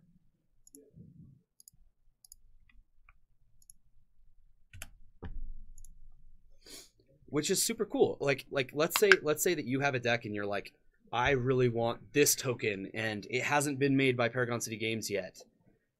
It needs more pincher tokens. Well, yeah, once again, you can request what token you want to be done. She does 5 of them a month. It's a lot of tokens. And just note that if you want to be the hero we load you up with stuff. 10 of each new token, 10 tokens of your choice from previous months. Submit an idea for a new token, and you get a signed token of your choice with a sketch on the back. So this is Can the I just Gen say, 1 tokens. I love her signature too. Oh, yeah. Like it is really really good looking. But yeah, so definitely take a look at these. These are so cool. I know that this one's the one that I have my eye on. The hero? Yeah. Unfortunately, I built this Patreon account and like used all my information to create it. So I tried to like create my own Patreon account so that I could become a patron. And it won't let me create it because it's like this person already has a Patreon, and I'm like, Been there, done that. It's one of those face palm moments. But yeah, they look super good. I'm a huge fan of the Merit Age and the Elemental and the Thopter and all those other ones that. So the match is finishing up. We're very close here. Okay. Super excited for round 4. So it looks like we'll probably have a Miracles versus Show and Tell match. Miracles versus Show and Tell. That's what it's looking like to me. Show, sneak and show. Omnitel. Who needs an alternate ego? Which one of us needs an alternate ego? I have no idea what Patrick's talking about. Want to play some Keep or Snap Keep again? Sure. Kyra Flolsome. Flawsome. Just throwing L's all over the place. Keep or Snap Keep? Okay. Patrick, why did this even come up? I don't understand. I don't know. Couple more minutes, huh? Yeah, what are we going to keep or Snap Keep? Show and Tell, Omniscience, Spell Snare. It looks like the pairings are up. Okay. I think this is Keep and not a Snap Keep. Or is this just a Snap Keep? I don't know this deck well enough. This is definitely a keep. Yeah, it's a Keep, but is it a Keep or a Snap Keep? Like, you get to dig 3 cards off your first preordain to try to find a threat for your Show and Tell? 2 cards, but yeah. Well, technically 3. Now, yeah, if you no win scry 2 to condition the that bottom you and get a then... preordain. Oh, that's true, yeah, if you scry to the bottom. I agree. Apparently the pairings are not up. We're hearing some stuff from the floor. You guys are probably also hearing some stuff from the floor. That's what happens when you have the door open. Yeah, we got a little airflow. It's getting hot in here. Yeah, but we're not going to take off all our clothes. You guys don't pay enough for that. Thanks, Brian. Hey, I mean... like that? Deck has 4 Ponder, 4 Preordain, 4 Brainstorm, 4 Impulse, 3 Factor Fiction. I'm pretty sure you're going to get there. Yeah. Yeah, you'll see some cards. It's definitely a keep. Yeah, and I'm going to stand by. It's not a Snap Keep. It sucks because you don't have the straight up win count, but the deck still integrate. But like that hand still sets you up really well, and you have interaction early on if you need it. If you draw a Force of Will, that hand's just like ha ha ha ha ha. I need to get me some of the German Black Border revised lands. I'm gonna shut that door. Yes. Whatever you say. They're getting started. They can hear us. Gotta have the door shut. And then Brian just leaves. Alright, we're gonna have Josh versus Gabe.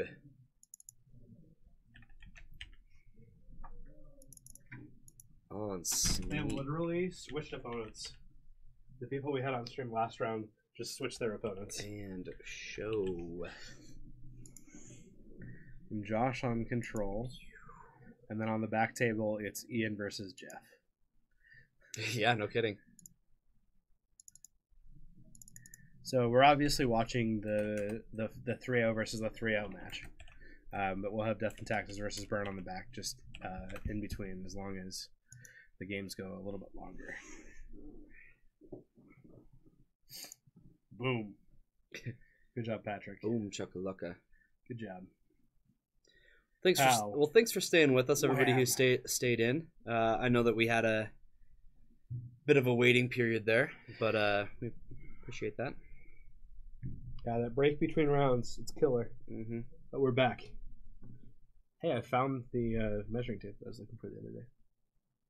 It keeps pressing the button on the monitor. This is gonna go. I hate it when things are on this desk so bad. where it's supposed to be, and not back there. For sure. And Brian, super distracted. Has to get up and move around all the time. Leave his pirate hat to hang.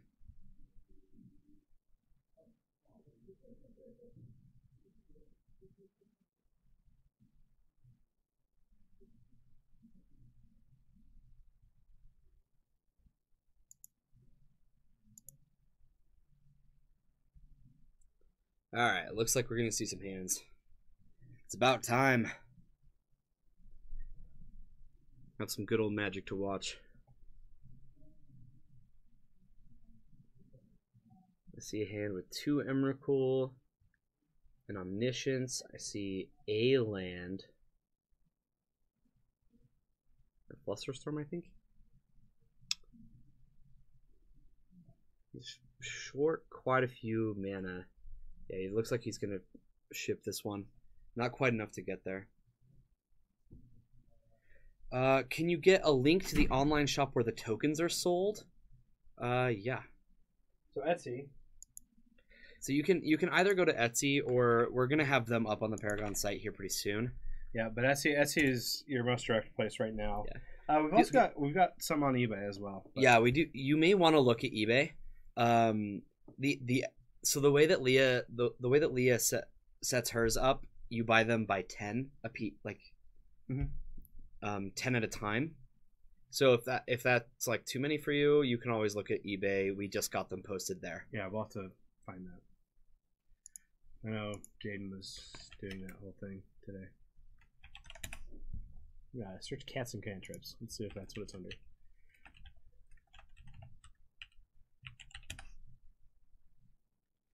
Yeah, if you go to eBay and you search cats and cantrips, here, I'll just link it to you. Scroll down and see. It looks like we've got 9 things in here.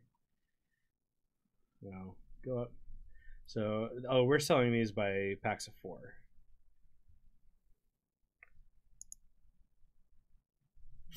Oh yeah, so if you click on any of those, you'll be able to see the rest of these. Yeah, CBL, no problem. Is the eBay handle Paragon City Games? Yep, it's just Paragon City Games. So that's another way to get it. So that includes shipping and all that. So it's a little bit more a token, but it includes shipping and all the handling and everything. Is the Merit Lage token on there? It may not be yet. We're working on getting them. Should I just search Paragon City? Yeah. Just one word.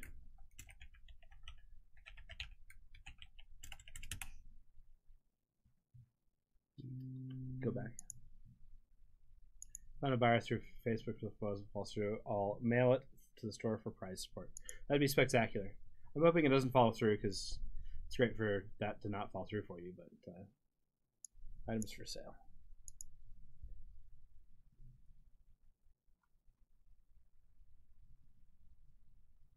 Elemental germ insect. Yes. Here. There's your Merit Lage token right there. The Merit Lage is available from all these sources currently. We did it early so that you could have it for Christmas packages. But going forward, each of the new tokens that come out will be released on Patreon first, and then a month later will be released everywhere else. Yep. So there's all the things. Get you some Merit Lage tokens. Love it. Like it, love it, have some more of it. CBL 93. Okay. Where are we at here? Okay, so Brainstorm preordained for Gabe. I don't know what his hand is consisting of, but I'm sure this match is definitely going to be okay, I have Forcible Blue card, Flusterstorm, Sneak and Show, Omniscience, and Emrakul. Like, I'm pretty sure that's how this match is going to go. Yeah, and and a Caracas already comes down. This is a game. This is a match where I feel like Josh is incredibly favored. I think you're right. However, if Gabe can get a good hand of counter magic, he can force through an Emrakul. He really That's true. And You get an Omniscience and a Gristlebrand in your hand, and he's like, I guess I'll bounce your Gristlebrand, and you're like, draw 7, draw 7. Yeah. Like, haha. Like, if an Omniscience comes down, like, Caracas is worth nothing. Right. But if it's just show and tell, like, this is like... Caracas is just a nice, like, deterrent. Let's see. Smuggler's Copter is a 1 or 2 of in Modern Abzan. I like it. I don't hate love it. Smuggler's Copter. kind of reminds me of the Rancor in my Jund deck, Yeah. except it actually has utility. I think it's a fine 2 of, because if it dies or gets discarded from your hand or whatever, like... Well, Abzan runs Lingering Souls, so I don't mind that at all. Yeah, because you can power it up super easy, yeah. If he has Sneaks, that's a lot of cards he's forced to counter. He can run Josh out of cards. I agree. Yeah, he absolutely can. Yeah, I'm not... my statement wasn't saying that Gabe can't win. I just feel like Josh has a pretty favored matchup as well. Yeah. Well, I think, and Josh is patient enough that he can force us to go long, and once Josh makes it go long, usually the games are his. Yeah.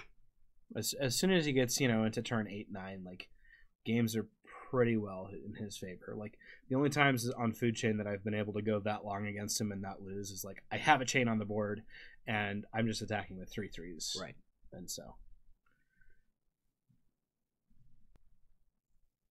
But yeah, that's kind of how this game needs to go. Is Gabe runs him out of cards, says, "Hey, look, Omniscience, gotcha." Oh, show and tell Emrakul, show and tell Force. What was the other card in there? I didn't quite see it.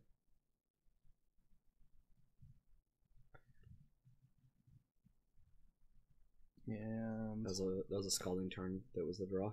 okay. I think it's a Spell Pierce or a Flusterstorm. Spell Pierce. Yeah, Is Spell that Pierce. Spell Pierce? Yeah, Spell Pierce. Yeah. So that's a pretty decent hand. It really is. Counter magic wise, but until he has something that can deal with this Caracas, he kind of has to hold on. And that's what's rough is normally looking at his hand right now, he goes crack, or he can go, okay, show and tell, force something, spell pierce something. He's got he'd have it all, but this Caracas is just on board. Yep. Can't do a whole lot about it. Here's a spell pierce hitting counterbalance. So Josh can pay for it. But I think the reason he's doing that is to tap it down instead of trying to go for a Force of Will here. That kind of surprises me. I think this is where you play a Force of Will out. Force Pit Show. I think you start with Force Pit Show, though. Because now he's got no protection for his combo if he tries to go off. Hopefully he draws an Omniscience here, though. You can't wait to attack somebody with that token. Oh my goodness. Worth every day of the week. Well, you might... The way you buy them, you're probably going to have a couple of them, so make sure the other people that that are on your archetype with you, make sure they take 20 and have one of these. Make sure they have a good token to play with as well. Yeah.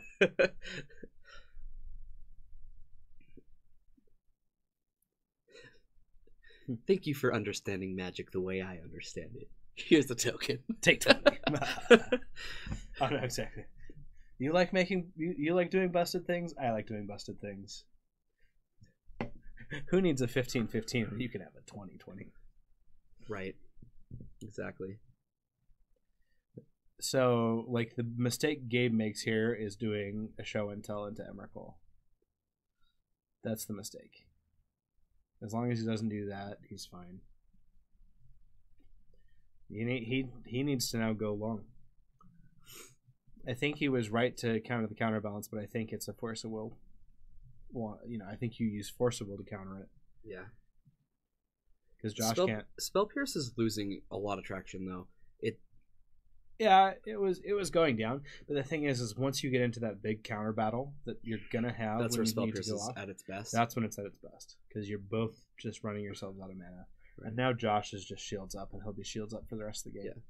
Like, we've seen Counterspell, we've seen a Brainstorm. Like, he's just got a hand that's not gonna lose at this point. Jeff won game 1 against Ian's Burn. It's pretty interesting. I'm pretty sure Burn is a bad matchup for Death in Texas. Thalia really messes with them, but I mean, it just takes one burn spell, right? Isn't Flusterstorm better than Pierce in this situation? I think seen his list running Fluster over Pierce. So have I. I've been seeing both of them played in the main, for the most part. Yeah. So that you're seeing maybe 1 and 2 or 2 and 2. Evilbeard runs 1 Boseiju in his main deck. That's awesome. I really like that card. I like Boseiju in the main deck because it helps in this matchup specifically. And there's a lot of forcible decks running around right now. Problem is Flusterstorm can't get things like Counterbalance. Exactly. Yeah, it misses Jace too. Counterbalance, Jace, Food Chain, Aldurin. Like just the random cards that kind of like get you. Yeah, Captain QC's on the same mindset. Jace. Like the big card that you have to deal with. Right. Jace, Liliana, what? Yeah. Alright, Sneak Attack, incoming. This is going to get counterspelled. Pierce is more relevant overall, yes. Yep. But when Flusterstorm is good, Flusterstorm is better than Pierce. See, and now Josh has a clock on the board. And this is probably a good enough clock too. There is a mentor in hand as well. I feel like though the way that Gabe did this, I think that's a turn right there where you show and tell, and if it gets countered, great, because now you have the sneak attack next turn, right? Or do you think he's holding the show and tell to find an omniscience? Well, is that another show and tell that it he looks just like drew? that he just drew another show and tell. Flusterstorm's definitely in the sideboard of Sneak and Show. There's like no way it's not. Yeah, I think you always show there because you're losing less mana in the exchange, and you then have a backup the next turn to go for it. So.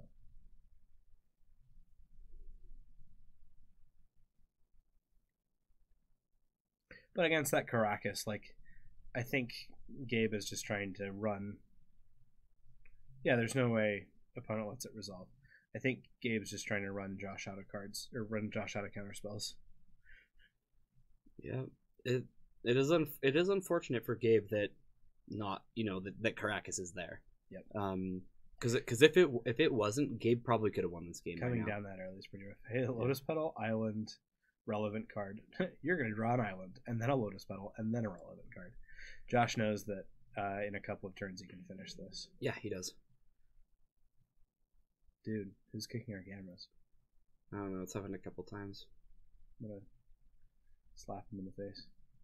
There goes a counterbalance. That's hard to deal with.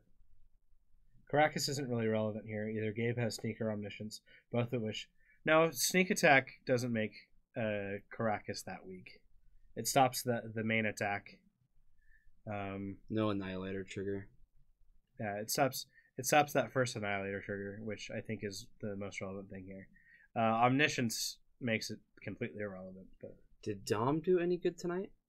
I'm not sure. I think Dom is 2 and 1 right now. Squad Chief, I'm pretty sure Patrick could figure that out. I'm not sure if he's still in chat. Not if you have multiple red, correct. And he does, but he doesn't have multiple red on the same turn. Ian wins game 2 against Death and Taxes. He's the Mexican. We know who Dom is. Very aware. Patrick, can you help Squad Chief out? How's Dom doing? How's Dom doing? Yeah, how did he do against Corey? Oh, I'm here. He played 4-color Leopold. Usually goes 2-2. Well, that might answer your question. 2-2 is not a bad record. Crystal did play tonight. Yeah. Crystal's here. She didn't have as great of a time with the deck, but see, I think she's at the lower end of the bracket right now. All right, Josh. Josh got it, and I guess let's rotate to Burn for just a little while while they're sideboarding, because I'm sure it's going to take a couple minutes. Nope, we got shuffle cams everywhere. No, they're presenting on the Burn one. Burn, Death, and Taxes is presenting for game 3. It's 1 and 1. Dom is 1 and 2, and Crystal is 0-3. Okay. It means you didn't lose more than you won. Some bad beats today. Yep. Glad to see some viewers trickle back in. Thanks for coming back, guys. Everyone. Carlon, thank you for the follow. Appreciate that. You're the best. You're the bestest in the westest. You're the best around. Nobody can take you down. Bummer. Yeah. Yeah. Rough beats. Yeah, I mean, this legacy scene's brutal. These players are so good. Death and Taxes has a hard time dealing with Baleful Strixes, and I'm sure he probably ran into a lot tonight. Mm-hmm. We have a lot of Grixis something or 4-color, Mm-hmm. going around. So, Ooh, Searing Blood. ooh, take 3. Yeah. Searing Blood is super good against these little creatures. Yep. He's like, but I get Batterskull, and Ian's like, oh, honey, that's not coming down anytime. Honey, sweetie baby. Anytime soon. Good luck. And Sulfuric Vortex is going to come down next turn. Or maybe a Pyrocytic Pillar. Yeah. Or 2, if he does it right.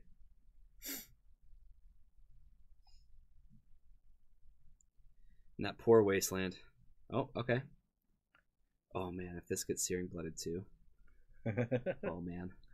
It's going to feel good. Oh, man. Sword of War and Peace. It's a sweet tech card right now. Eldrazi has double trouble with 1/1 Death Touchers. With just trouble. Yeah, so he plays Searing Blood and Searing Blaze. There is the Pyrocytic Pillar I was talking about. Yep. And here's an attack for 2. Yep. It's attack for 2.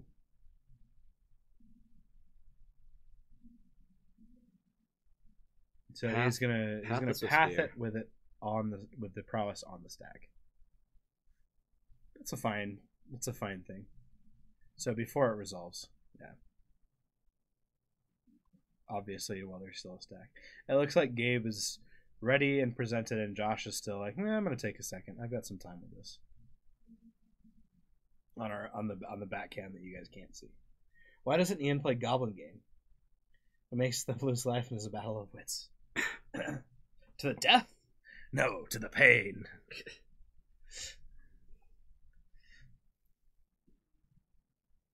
Well, these wastelands are so valuable here. They're doing all the work. All the things that you want to be able to do with Wasteland. Lava Spike U. Parasitic Pillar deals 2 to Ian, puts him at 19. Okay. Well, what looked... 2 mana, Eidolon of the Great Revel. Okay. Yep. Let's no one play any cards anymore. Because you're taking 4 every time something crazy happens. Yep, but there's a Batterskull. Yep, the Sulfuric Vortex really needs to come down sometime soon. The Goblin Game. Goblin Games. Didn't realize just meant. See, they are playing the Goblin Game. Yep. It's all right there. It's all in front of us. Mm-hmm. We knew it. I see them. It was inside of us the whole Brian time. sees them. These 2 mats are pretty sweet, though. They really are. Ian's just got all the style.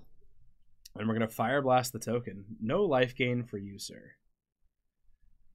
Yep, and he doesn't take any damage off of the Eidolon or the Parasitic Pillar. Nope. Because it costs 6. Draw a card. It's a mountain. Happy birthday. It's Attack. probably not a mountain. It's going to be an attack for 2. I mean... He's still going to have a rough time with his Batterskull, though. Yep. If Jeff has a land... Which I think he does. No, does it doesn't look like it. It looks like...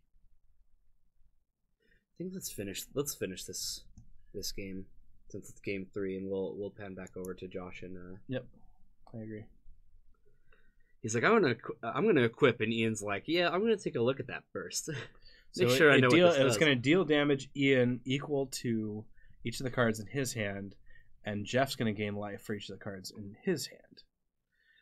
So Jeff gains life for the cards that he has in his hand, and Ian loses life for the cards he has in his hand. Wow, Ian doesn't have a bolt, doesn't have anything. No. That just See, and hits. he needed to be able to respond there, because the only way he's going to get it off now is from some sort of mass board wipe. Why do you prefer Blood over Blaze? So how much does Modern differ from Legacy? Modern is like blowout sideboard cards and 9-10 matchups. Is skill a bigger factor? Much. Yeah. Here's the thing, like the biggest difference in my from my understanding about Legacy from Modern is that Modern, the format is very, very easy to grasp. If you know about 10 decks, you probably know most of what you need to know about Modern. Yeah. Okay? Most. Of course, there's still going to be some brews running around. Okay? But Legacy's not like that. There are, I don't know, 50 decks out there that, and you might know about like half of them. I think it's quite And they 50. can It's beat probably you. like 30 different decks. Yeah, but there are still like fringe decks that just come out of nowhere and like are actually quite good. That's true. You have to know your opponent's deck way better than you do when you're playing Modern. Yep. And that does bring in a lot of skill.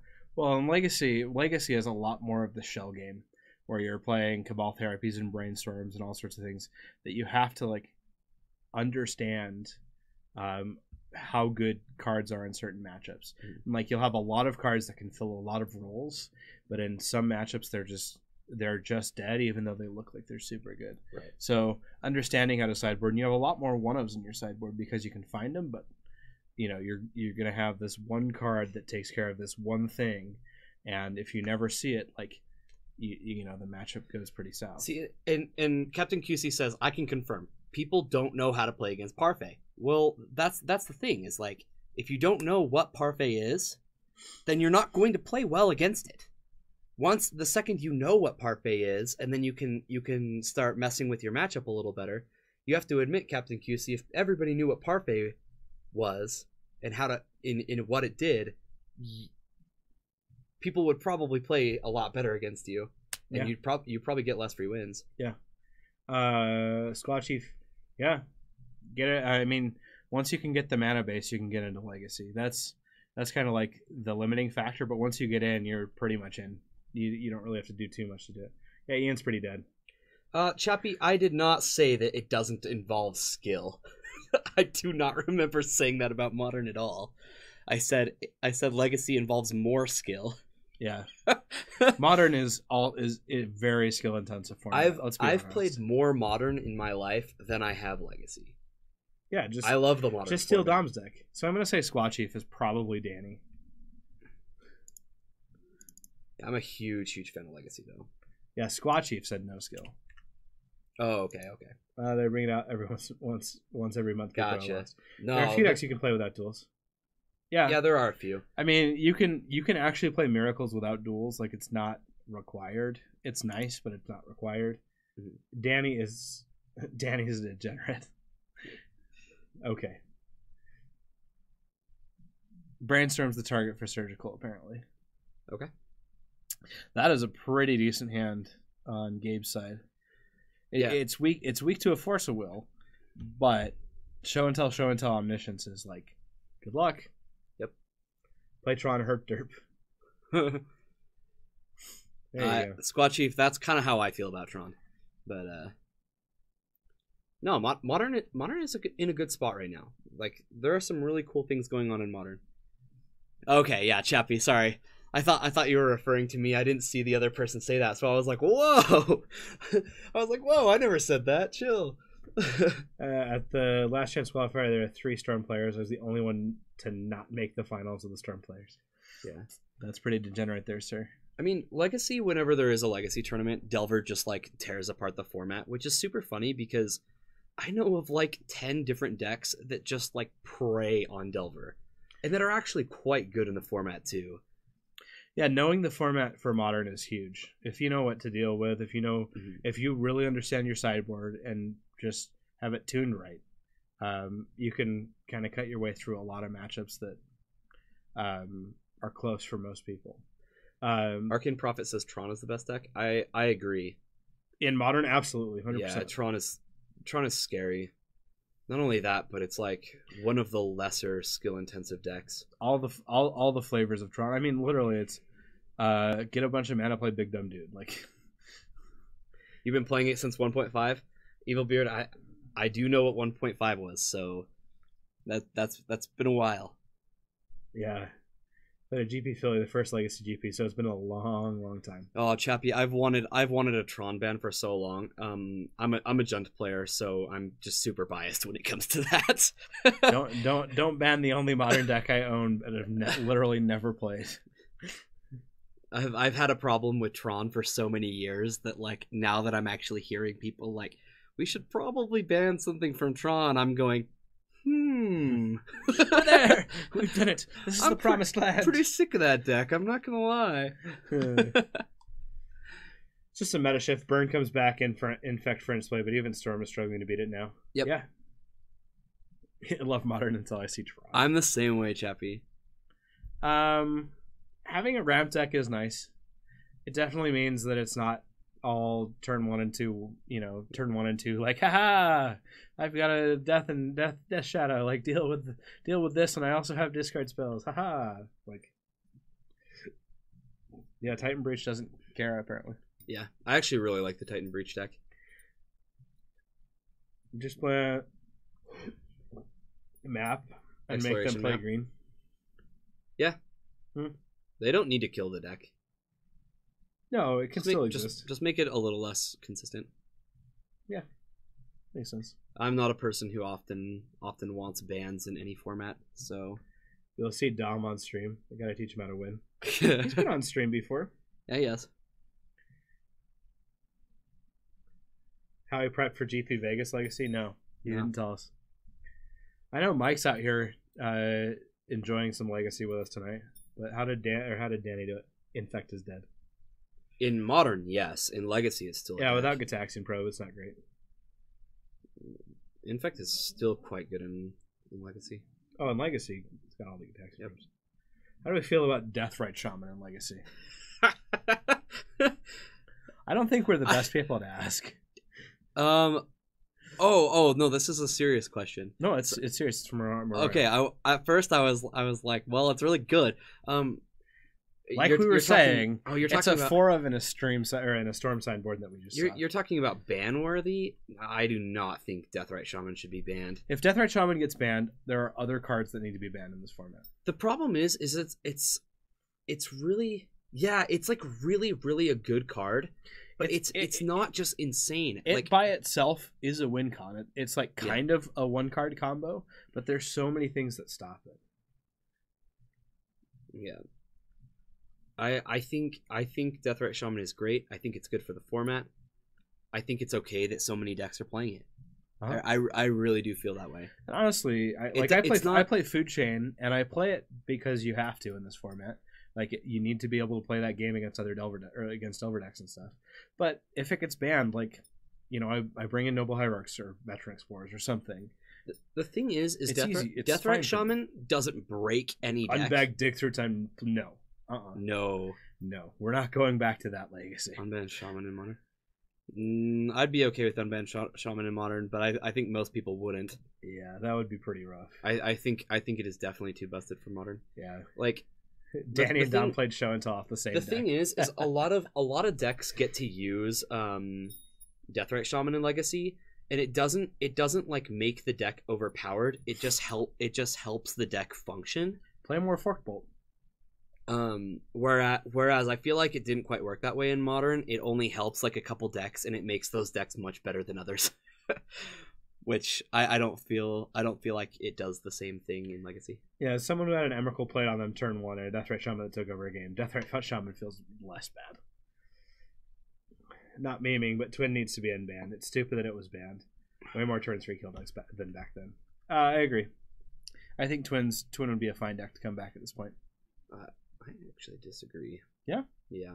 Why do you say that? Which is kind of funny because I've always been a Junt player and I've never had a problem with the Twin matchup. I actually felt like that deck was extremely oppressive. I think it was oppressive just because it like kind of came out of standard and just like stayed there, right? Deathrite Shaman makes 4-color decks all over it, basically a black mana dork, which is pretty powerful. Yeah, it is powerful. Like I'm not arguing that it's powerful. It's just it allows you to kind of fudge your mana. But the thing is Price of Progress exists. Burn is a deck. It is okay. It is okay that there are 4-color decks in Legacy. Yeah, burn, blue, red, burn. Like those are decks that exist, and they're gonna continue to be a part of the format, and they're gonna put those decks in check. That's why you don't see at paper tournaments 4-color going super deep. It dies to everything. Yeah. Like, the answer dies to Doomblade or whatever, like, is kind of stupid, but Deathrite Shaman pretty much dies to everything. It needed to be 1 toughness. Like, that would make the card normal. Like, Jitte handles it, like, super, super well, and that's in a million things. Yeah. Like, it beats so many things. It's true. Lands is a deck, and it has Wastelands and Ghost Quarters, and it punishes the deck. Yep. Nyx Fit is a deck, and it punishes those decks. It's like, you got a Deathrite Shaman. Like, Nyx Fit has to be able to beat Deathrite Shaman, and you know what?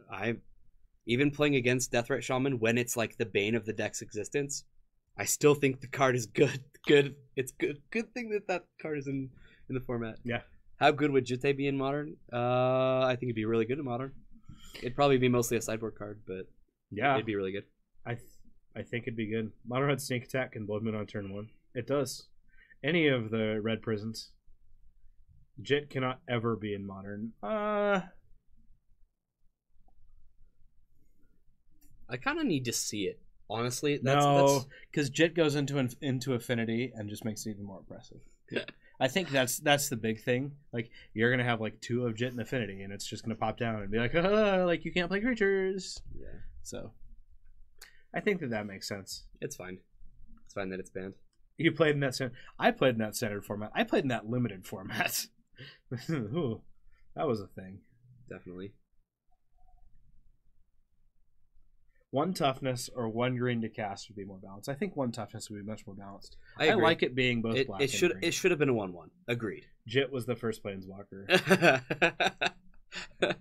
Jit is insane. Probably not wrong. That's not what I want to be doing in Affinity. I mean, it's not just killing all the creatures. It's this Ravager is now like a 10/10.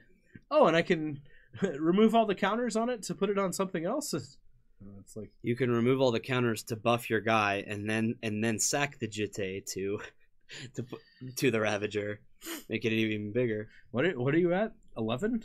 Oh, I can make it a 10/10. Oh wait.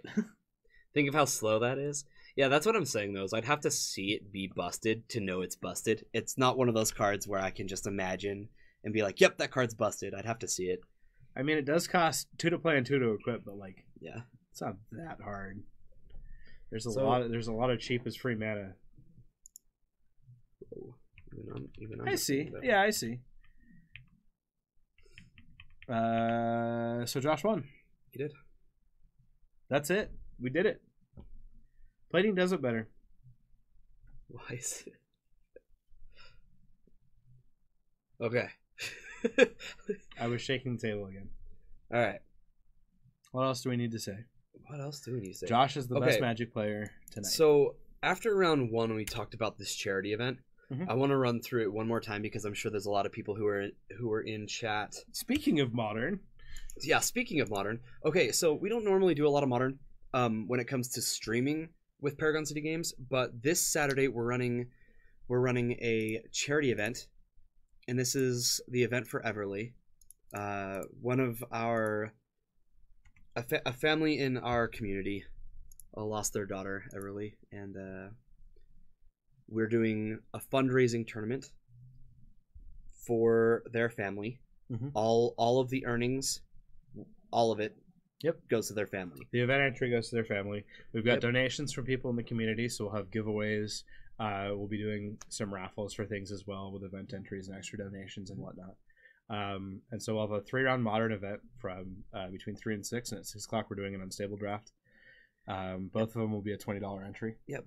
Brian and I will be here casting for the Modern tournament at 3 p.m. Mountain Time. Once again, that'll be a Modern tournament, and every cent we earn during the stream, so that's for subs and for donations, all of it goes to their family. Yep. So I was hoping that, people would want to help. Yep. So as you're watching streams this week, as you're watching those clips to get the bits and whatever, donate it. Know that it's going to help a family who is going through a really rough time right now and needs just a little bit extra to get him through. And on that, and then the other thing I wanted to talk about was the symposium. At the end of the month, we have a 1K legacy event followed by a 24-hour stream. We're going to have tons of awesome giveaways for subscribers during this tournament. So if you haven't subbed for us yet and you would like to sub, on Saturday for the charity event, your sub will carry through and you'll be eligible to get giveaways during the symposium. Yep. We'll have Bryce Felt Altars. We'll have Die Hard Dice. We'll have Ultimate Guard supplies. All sorts of different things that we'll be giving away throughout Cats the stream. and Cantrip tokens. Token packs. Yep. We're gonna be giving away a Tundra as well. Yep. Get that dual land For sure. We've got to do it in the 11th hour. We do in the 11th. What else do we need to plug right now? I think we've plugged most things. I just really wanted to stress the Yep. charity event on Saturday. Yep. So Come out and participate in that. Gold border? No, legit Tundra. It's going to be beat up, but I have an extra Tundra that I'm going to be putting up for the stream. Yep. And it's an MP minus. It's got some edge. It almost looks gold from the wear on it. completely playable. Absolutely playable. Mhm. But it's been well loved. Catch me. I'll be on streaming MTGO tomorrow. Awesome. So you can join me and Bryce. I'm not sure what we're going to be playing yet. Gold's better than white. He's so right. Yeah, so Bryce and Brian tomorrow playing some Legacy online, and then tomorrow night, if you are local, we have our wackiest Unstable Wednesday. This is $7 drafts for Unstable, firing pod after pod after pod after pod tomorrow night. We just want to see a bunch of packs open. That's the main thing. It's I gonna stream be night shift. fantastic. 1 a.m. to 6 a.m. So just stop by to ask about that. Well, thanks for. Oh, is that Jordan? Not sure. No, that's not Jordan because Jordan has Legacy. Never mind. Okay. I'll ask if Dom wants to go. Sounds good. For sure. Thanks for coming in, guys. Yeah. Thank you again, and hail.